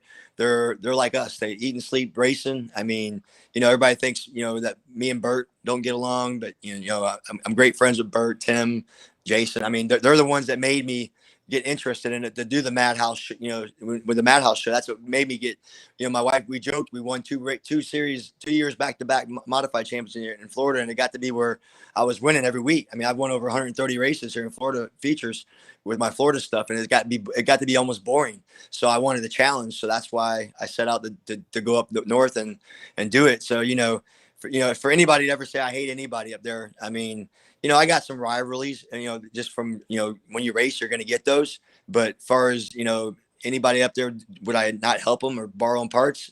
There's nobody I wouldn't help. Yeah, we need more racers like Jeremy Gersner. He's always loved to talk to him. Always energetic when we see him at the racetrack. So, we need to see more Jeremy Gersners coming through the ranks. And I liked what you was talking about, getting the young people involved. We got to get them to the track, get them involved, and then it'll evolve from there. But you got to get them to the track, get them doing something, get them involved, not just at the track and push them aside and go racing. You got to give them something to do. Well, if I get moved up there, that's kind of what I want to do. Kind of like what Lee Falk is doing with the late models. I think I want to build 3 or 4 602 mods and do like a lease program, really, really affordable to where.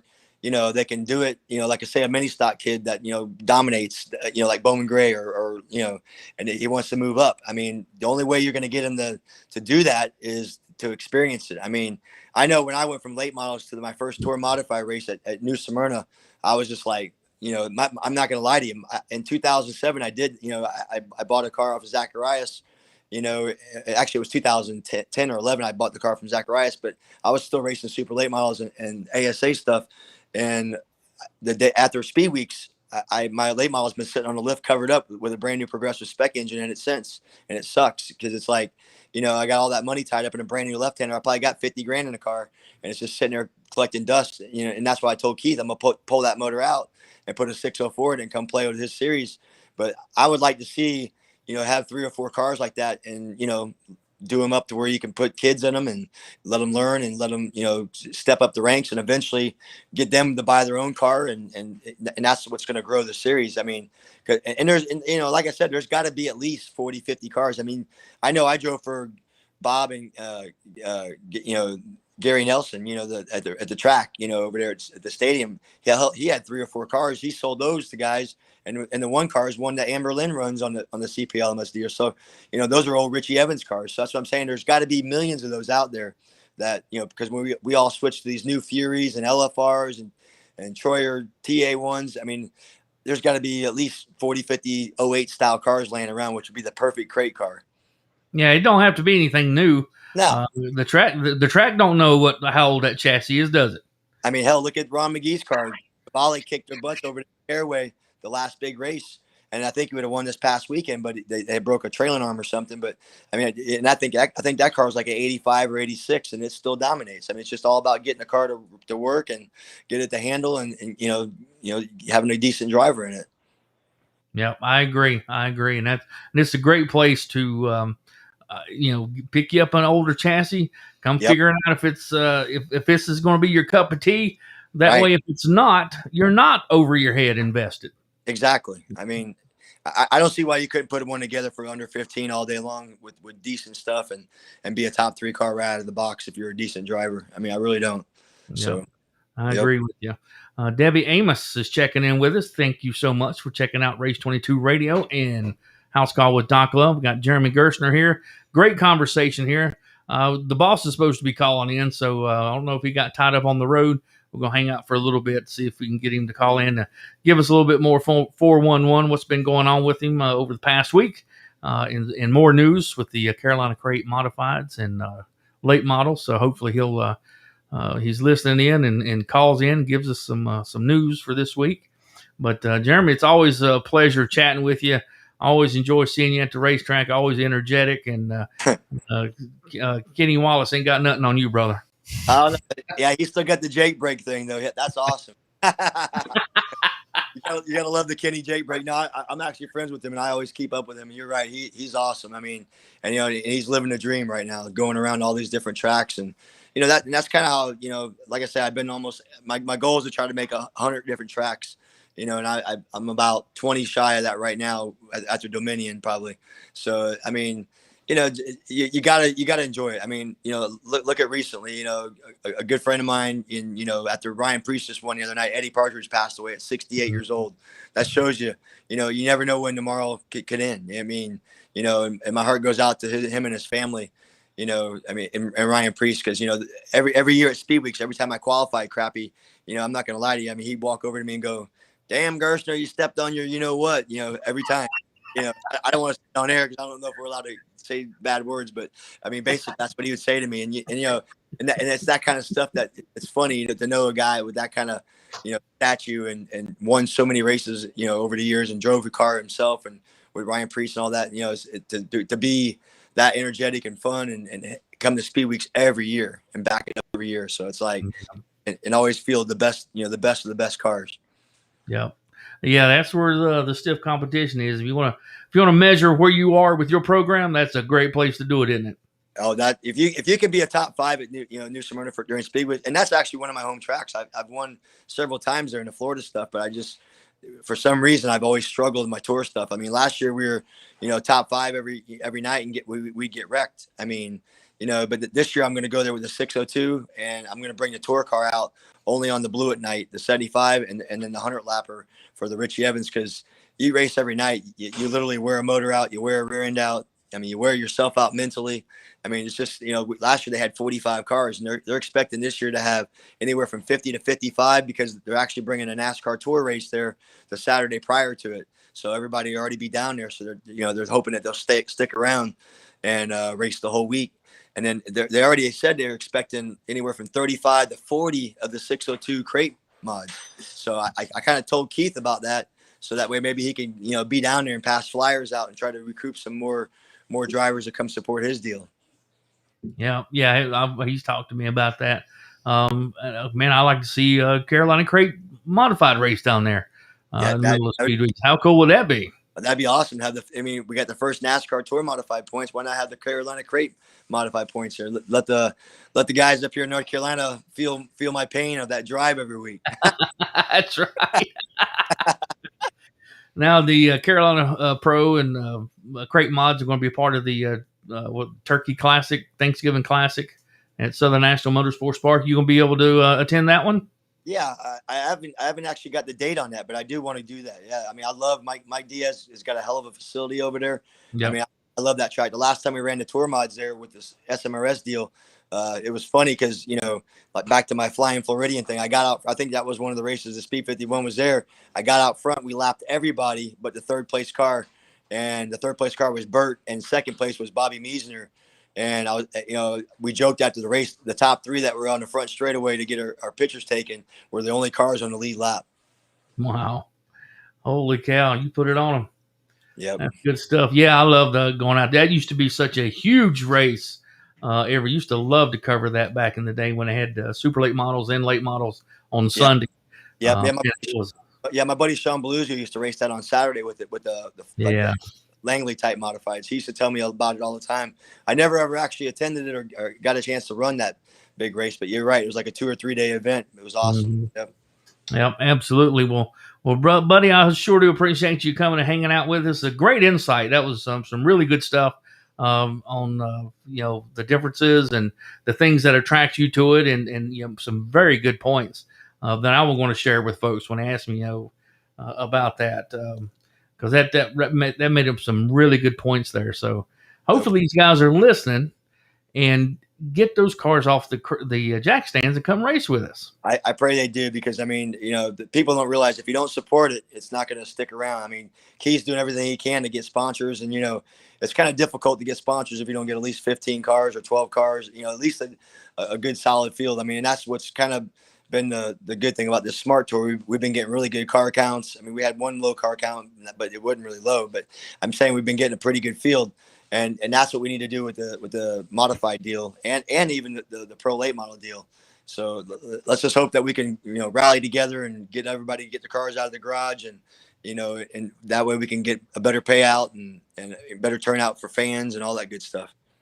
Yeah, the cars are out there. I mean, you look at the driver list for the Carolina Pro on both sides, the modified and the pro late models. The pro late models have 49 different drivers to make it green at least once, 20 for the modifieds. Now, you can imagine if we get them all there at the same time. And that's what a show that would be for the fans. I would like to see them do like like for the final points night, have like a little bit better payout and try to get everybody rowdied up that ran throughout the whole year, or maybe give something. The sad thing is with this tire deal. I mean, it's like you want to have 40 cars, but then again, you think about it, it's just like our tour stuff with S.M.A.R.T tour. You almost got to cap it at like 20 cars. As much as you hate to say that, because you're not going to have enough tires to go around, and I mean, I don't know what the deal was with Hoosier or whatever, but I hope they get this deal turned around so we can get a 30 or 40 car field and be able to supply everybody with tires, so you don't hear them all complain about, one tire, and 3 old ones.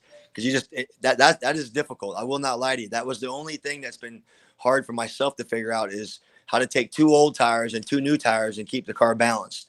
I mean, it does make it difficult, but I know Keith's working on that too, about maybe going to a different tire for next year and making it to where he can sell you 4 of them. And then, that way it'll be a little bit more affordable.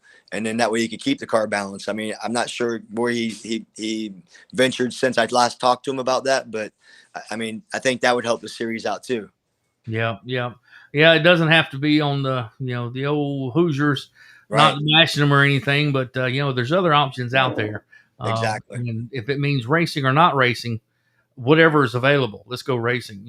So it's amazing when just the way I think Hoosier's going to come up with a one-off tire. They built this one-off tire for the late models to run at Rockingham, but they can't get enough tires for the weekly guys. Oh, I know. So I mean, and the thing is, the F45 has been around for years. I mean, it is one of the best tires for its durability and grip. I mean, and it doesn't really glaze over that bad. I mean, so it's a good tire, but I mean, every Florida track here uses that. So it's like, and it seems like everybody up there, most of them use the F45 too. So why wouldn't you build like a surplus of them when we were in the COVID shutdown and have a hell of a warehouse full of them? I mean, I'm not saying, that, in the perfect world that they knew that we were going to get shut down. But I mean, for some reason, I get it. They're short on cords or something like that. They said is why they can't build them. But there's a supply from overseas. It's helping. And then the lot of folks that were in the manufactured buildings, they stopped working. That's crazy. Yeah. So wow. That's amazing when you think about it. And you can't blame them for it, but yeah, it's just not a good situation. And there's no no quick fix for it. Oh no, we've been shutting late model races down here in Florida. New Smyrna shut a 5,000 win, and it just had Citrus County Speedway shut a 100 lapper 10,000 win race down last weekend. They rescheduled. Wow. So it's, you know, it's sad. I mean, never in a million years that I think our this epidemic would shut down racing because of tires. I was thinking everybody was going to go broke because they didn't have jobs or got laid off. Nevertheless, you know, a tire issue. Yeah, no doubt. Well, Jeremy, we'll better let you go, and No problem. we're going to move along here. I think we got a no negative for Keith. He's on the road, so he's going to be unable to call in. So we're going to finish up with Dan and Mike. And man, I sure do appreciate you joining us tonight. Great stuff. Would you agree, guys? Great insight. Absolutely. No, nice having me, Doc. And like I say, if you ever see you out at the racetrack, come chat. Definitely, love to chat with you. Always, absolutely. You got it. We're going to take a quick break. Thank you, buddy. We appreciate it. See you guys around. Oh, there you go. Man, he's always fun to talk to, isn't he? He's just a ball of fire all the time. So let's take a quick break. Then we're going to finish up. We'll talk about some points and where you guys are going to be racing at next and so forth. So Keith will not be able to join us tonight. So hopefully next week we'll be able to get him on here. So let's take a quick break. Let's hear from buddy Boo Carlisle. Kicking Asphalt is the name of his blog. If you love grassroots short track racing like we do, be sure and check it out. Go on YouTube, Kicking Asphalt. Race 22 Radio. Race 22 Radio. I ain't talking. The more you're asking, the more I'm balking.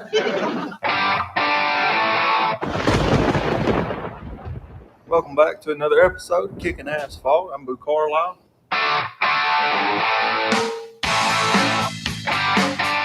If you like grassroots racing just like we do, be sure and check out my buddy Boo Carlisle in his racing video vlog, Kicking Asphalt. Follow him on YouTube. It's called Kicking Asphalt. Check it out. Follow it, like it, share it, and click that prescription button so you can follow him along on his racing weekends with his street stock, the number Boo Chevrolet Camaro. And when he's not racing, he'll follow around some other interesting drivers that are a part of our grassroots racing fraternity. That's Kicking Asphalt on YouTube. Check it out, folks. You will not be disappointed. Ei Gude, hier ist der Paul aus Frankfurt und du hörst Race22 Radio. A what? Hello, this is Paul Widler from Frankfurt, Germany, and you're listening to Race22 Radio. Oh, righty then.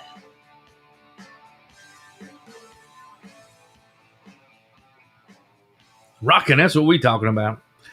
Jeremy, great dude, great racer, man. He's very talented and raced all kinds of crazy things and great insight.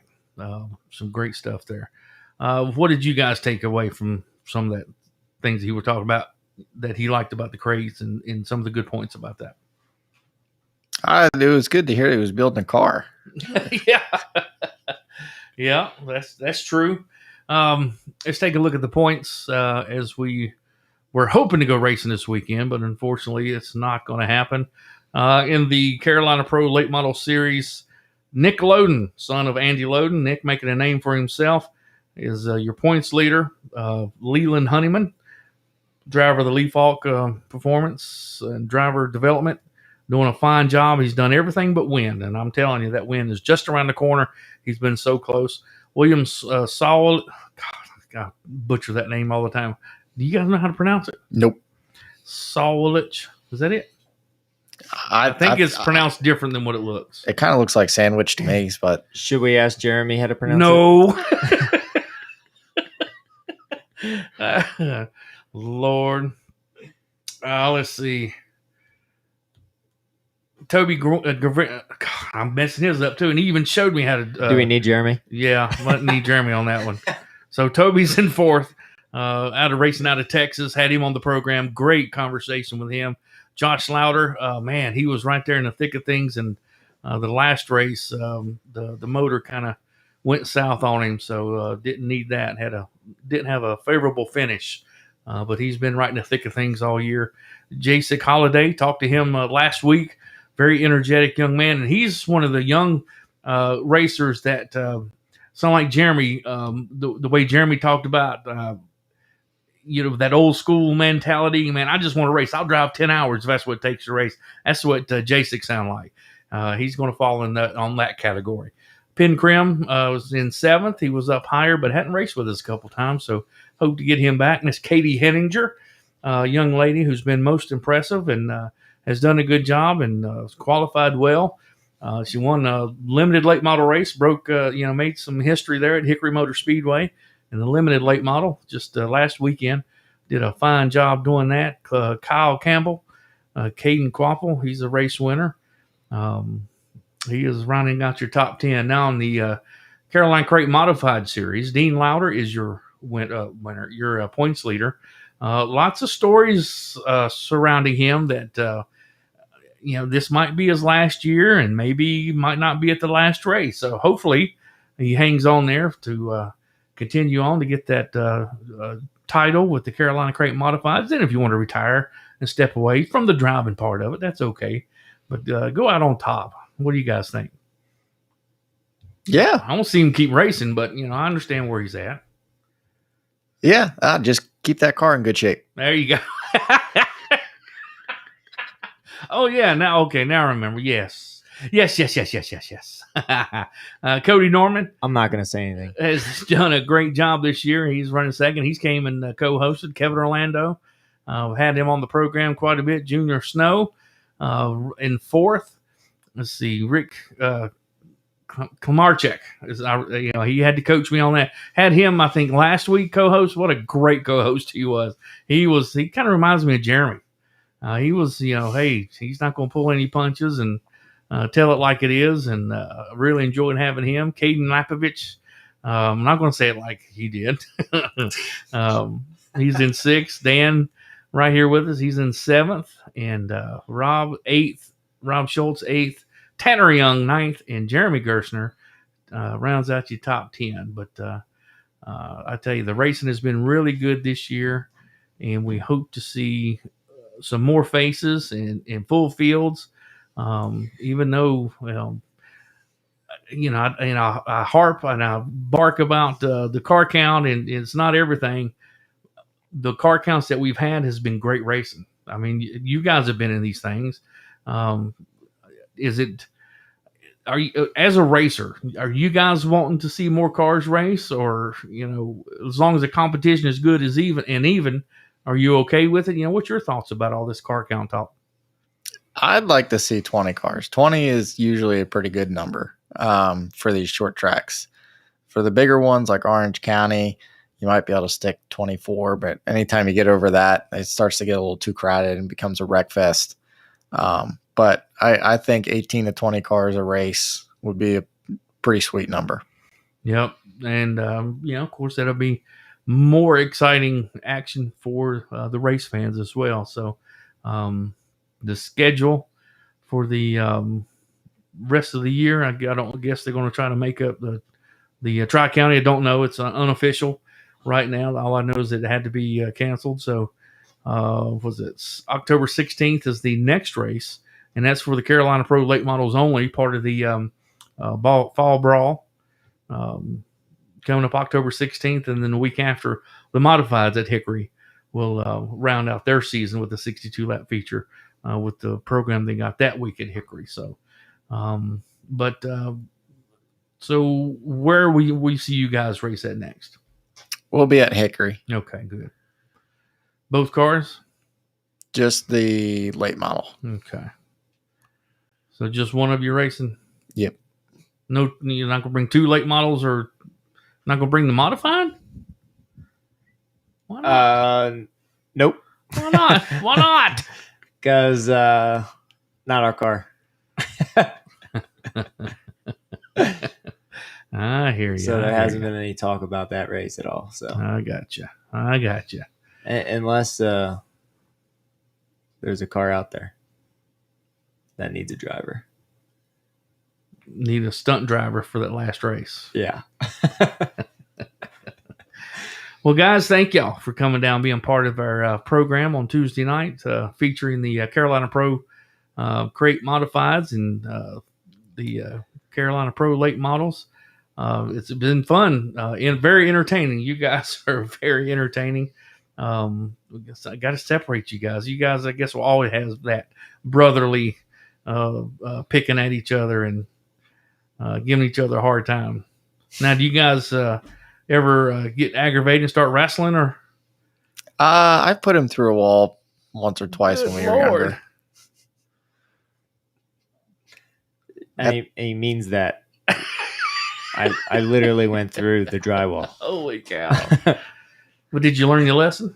We were playing mini hockey, so okay. It was just casual checking. A little hip check there. Yeah. I mean, nothing too bad other than the body-shaped hole in the wall. Did you guys prank each other? Not so much each other, more other people. Now, next time you're going to have to bring your dad down here. I want you to bring your dad down here. What do you think? What do you guys think about that? Unless you want Race 22 to turn political in about 3 seconds. Well, tell him we got a studio here, and he has an absolute offer. If he wants his own show, I will produce his show. Absolutely will. Sponsored by Shooting Targets USA. That's right. That's right. That's right. And, before we do let you guys go, share with us the fans that because we might have a lot of folks that watch us and get involved with us that target shoot, and they need to know where's the best place to go get your products. And then with your business, share with the fans what you guys your businesses that you brought here to North Carolina. So my business, we produce wall murals, wallpaper, canvas prints. It's not as fun as what Dan does, but we kind of just fell into it. So that's what I do. Danny's got the more fun to talk about product. Now, how did you discover that? I mean, was there a need, or was there something that came up? Did you just catch wind like, hey, there's a need, let's create this to make these? How did you end up doing that? It actually stemmed from our grandfather. So he produced the materials we print on. So that's kind of how we got kickstarted. We said, you know what, we'll forward integrate, and we'll take on the marketing challenge. We've got a website, limitlesswalls.com.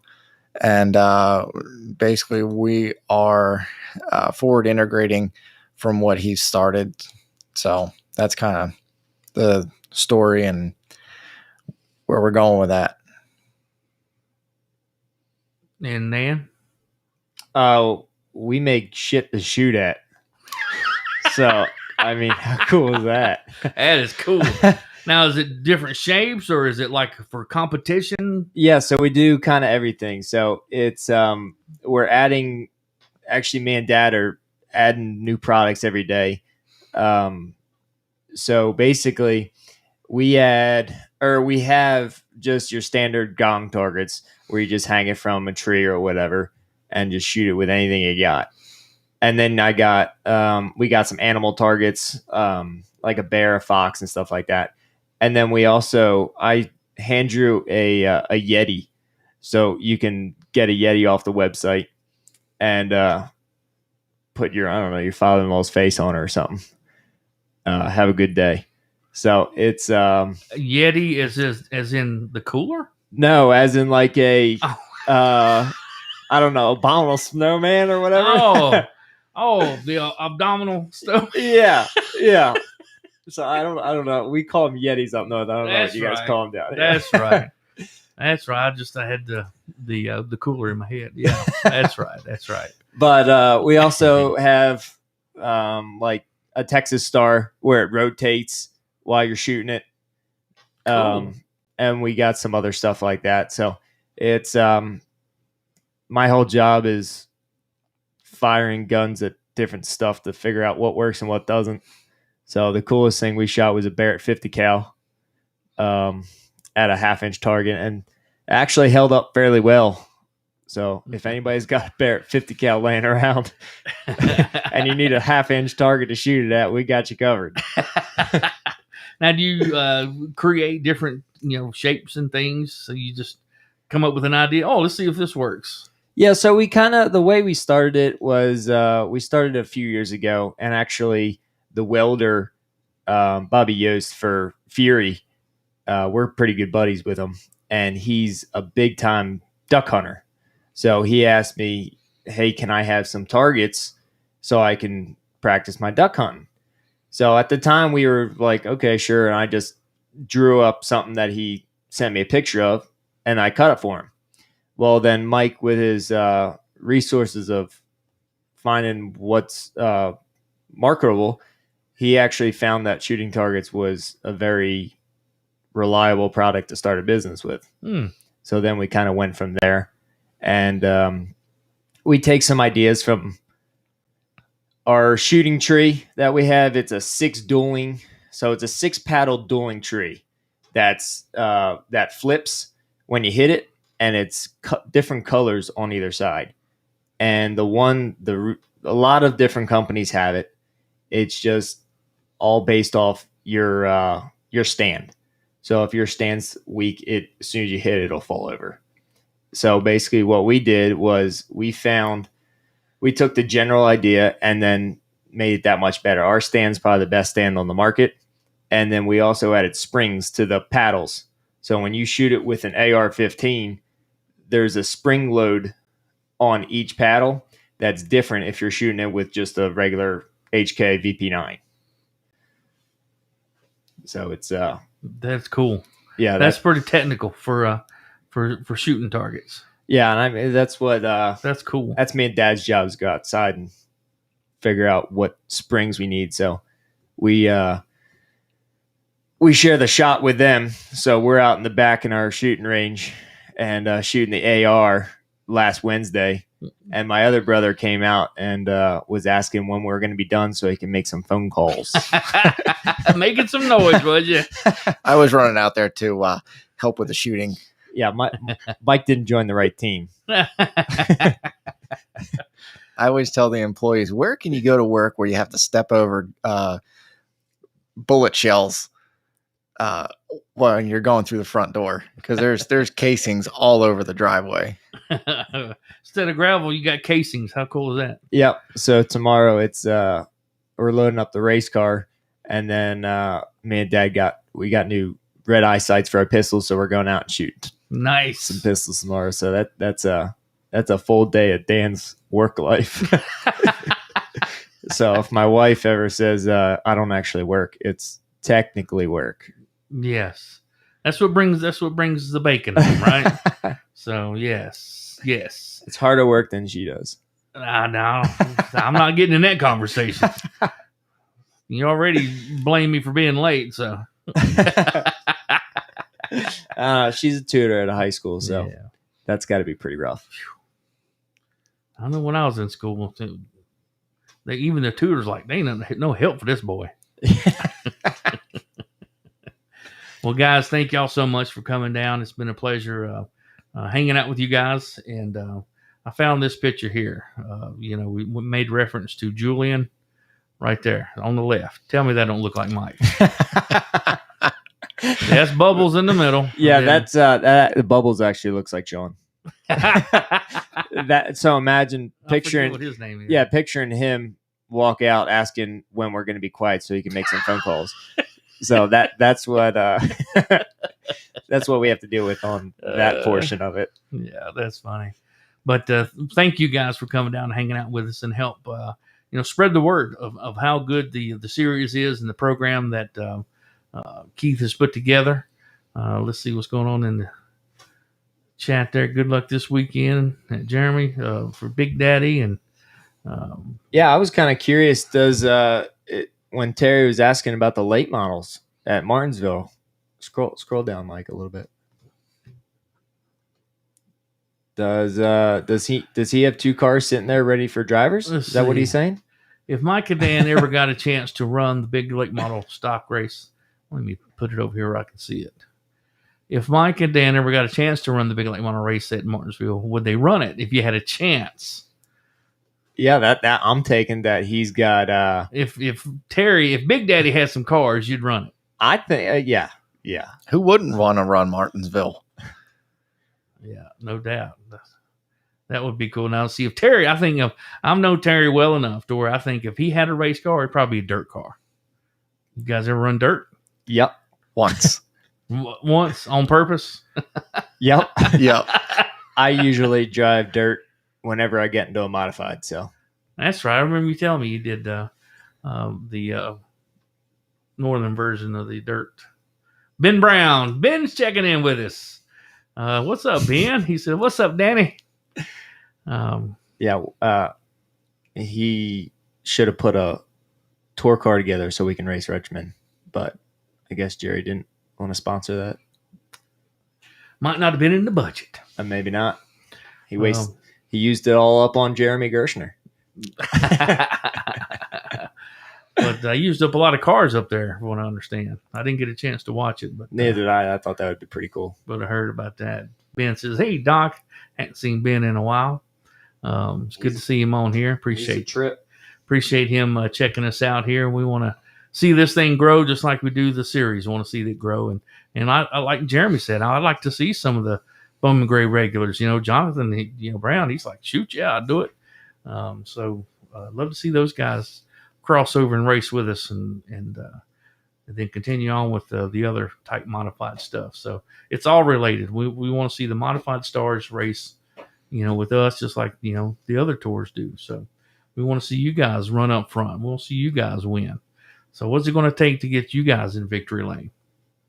A couple more times at the racetrack testing and get this bug kicked out. We finished 4th in our first race out, and then we made some changes, and it's been chasing ever since. But I think we've got it. We went through the whole car this time. We tore it all the way apart, motor, rear end, everything. So hopefully we got that gremlin out, and we'll be able to win a race here. Maybe Hickory, New Smyrna. There you go. That'd be awesome. What about you, Dan? I need a car first. That'd be step one. I'm not super quick on the feet, so trying to outrun Kevin with bare feet, I don't know if that's going to work. No, well, if they can't get past lap 1, then you got an advantage. That's true, actually. I could probably, with the way they race, there's a good chance I could probably get a couple lap lead while they're under caution. All right. Well, let's wrap it up. Be sure and just like when you do get to victory lane, be sure to thank care of those that help you get to the track. Did he say done-in-law?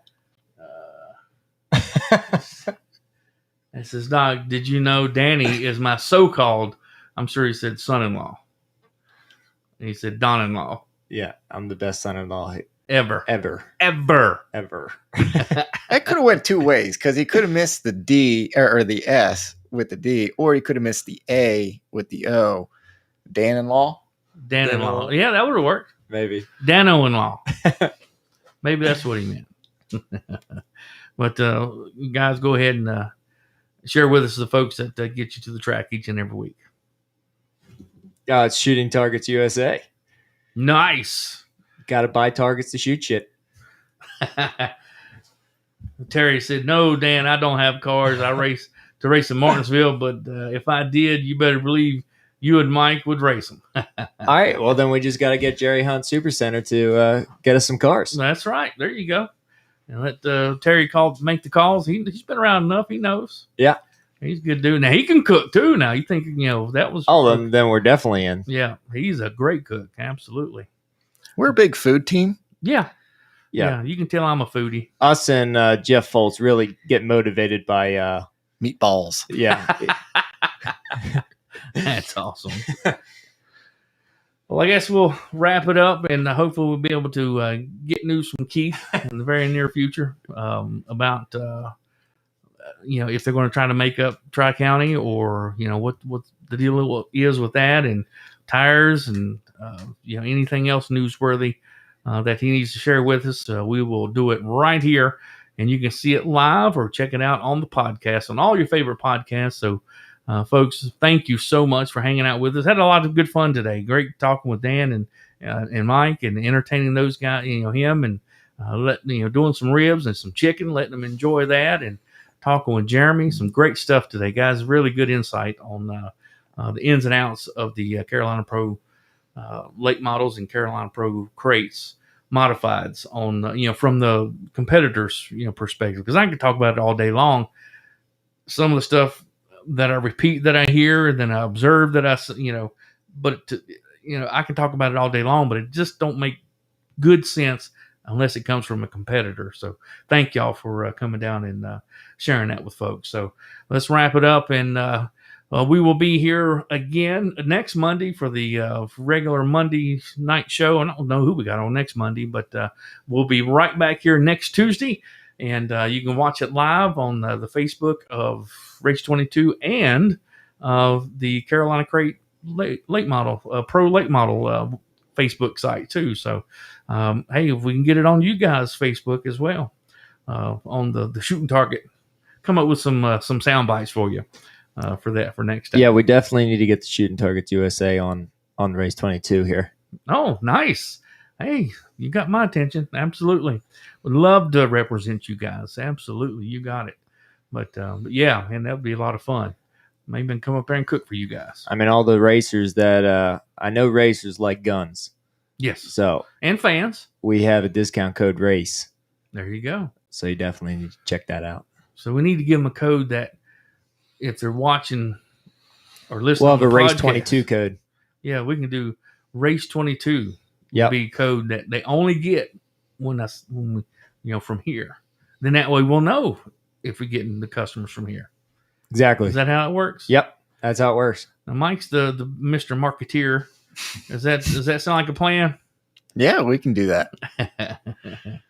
So we're maybe we'll do a live show at the shooting range. That'd be cool. Shooting a Barrett 50 cal. Yeah. Have to talk quick. All right, let me see what we have.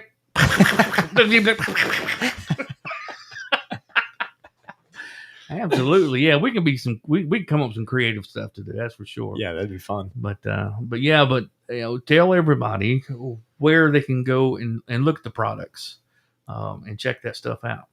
ShootingTargetsUSA.com.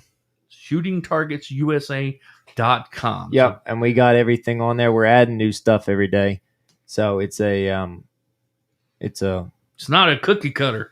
It's not just your tips, stamp and machining, targets and stuff. Man, you guys creating new stuff and putting new stuff on there, aren't you? Yeah, and it's we're getting some pretty cool stuff out there. So we're in the testing processes right now of a few things, and we'll be in the test laboratory tomorrow. Yep, that should that should produce some good results. There you go. Looking for some good results tomorrow. Yeah, nobody's got killed yet, so the test lab's been doing pretty good. Well, that's good.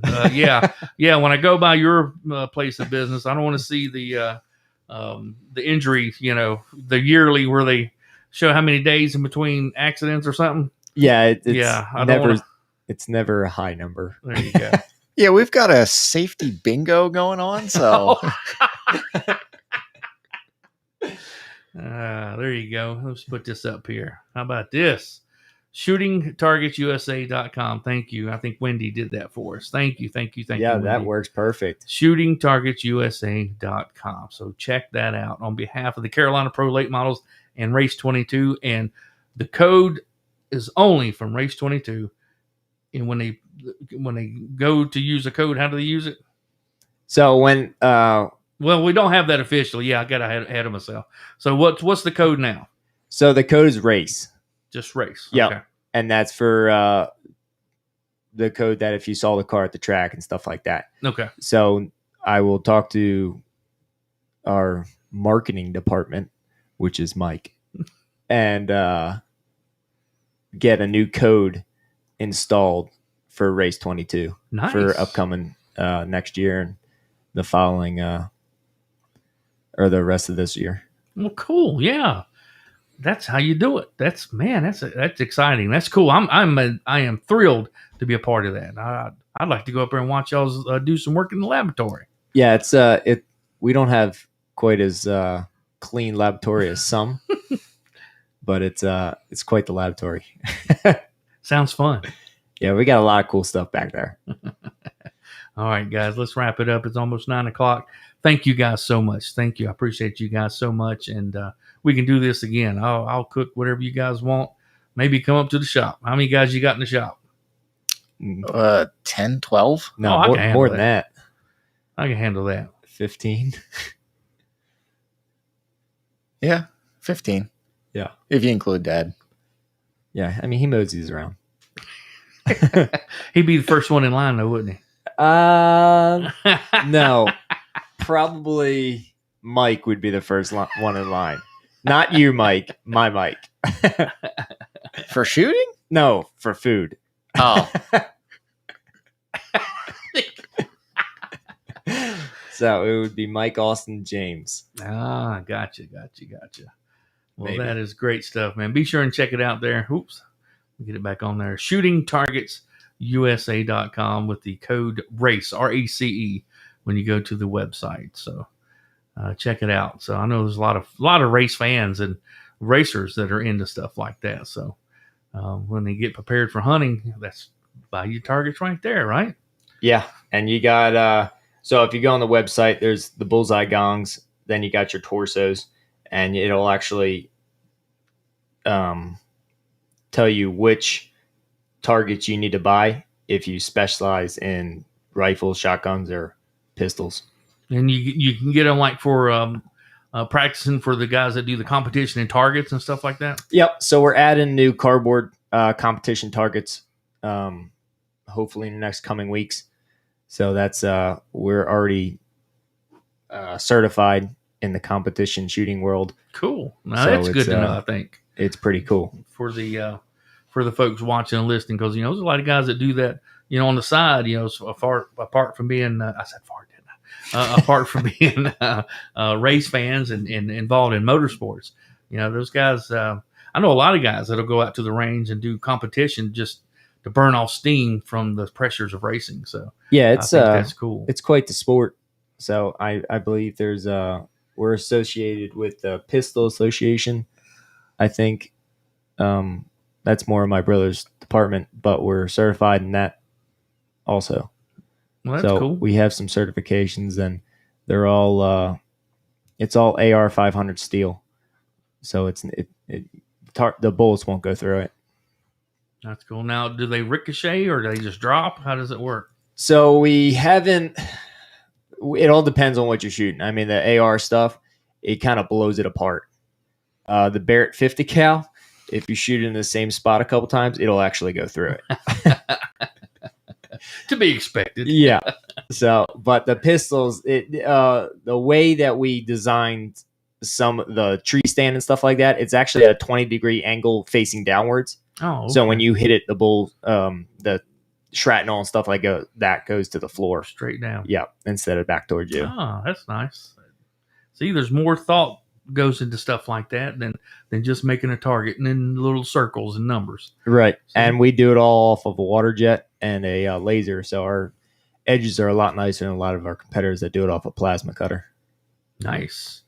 And then you got guys walking up from the road with lawnmower parts expecting you to do it. Yeah, that's a sore subject. All right, guys. We had to take our sign down. Oh, did you? Okay. Yeah, too many farmers wanting a part for their tractor. Just hold it and cut it. Yeah. Right. All right. Well, let's close her down.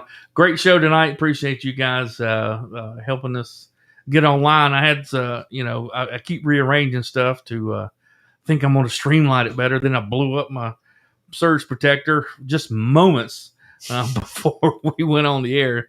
I had these poor guys climbing under tables and all kinds of other stuff, but at least I fed them. So that's what we're here for. Yeah, there you go. What's up, Scotty? Yep, Scotty McKee checking in as we're saying goodbye. He's our ultimate spotter. Oh, cool. The eyes in the sky. All right, guys. Any other parting words? Anything else we need to share with anybody? Not that I know of. Nope. I'm all good. He's good. Safe to drive home, right? Yeah, we only had ribs. All right. Well, let's close her out. Don't forget, next week we are going to be live here 7 o'clock on Monday night and 7 o'clock on Tuesday night. And who knows what we're going to be getting into, but we'll be talking about the Carolina Pro late models and the Carolina Crate Modifieds right here next Tuesday night. So come join us. We'll be putting the show together, and we'll let you know who's going to be on here. So, folks, y'all have a good night. Hello? I must be going. Thank you for joining us on Race22 Radio. For all your favorite grassroots short track racing coverage, be sure to check out race22.com and all our social pages. Until next time, we'll see you at the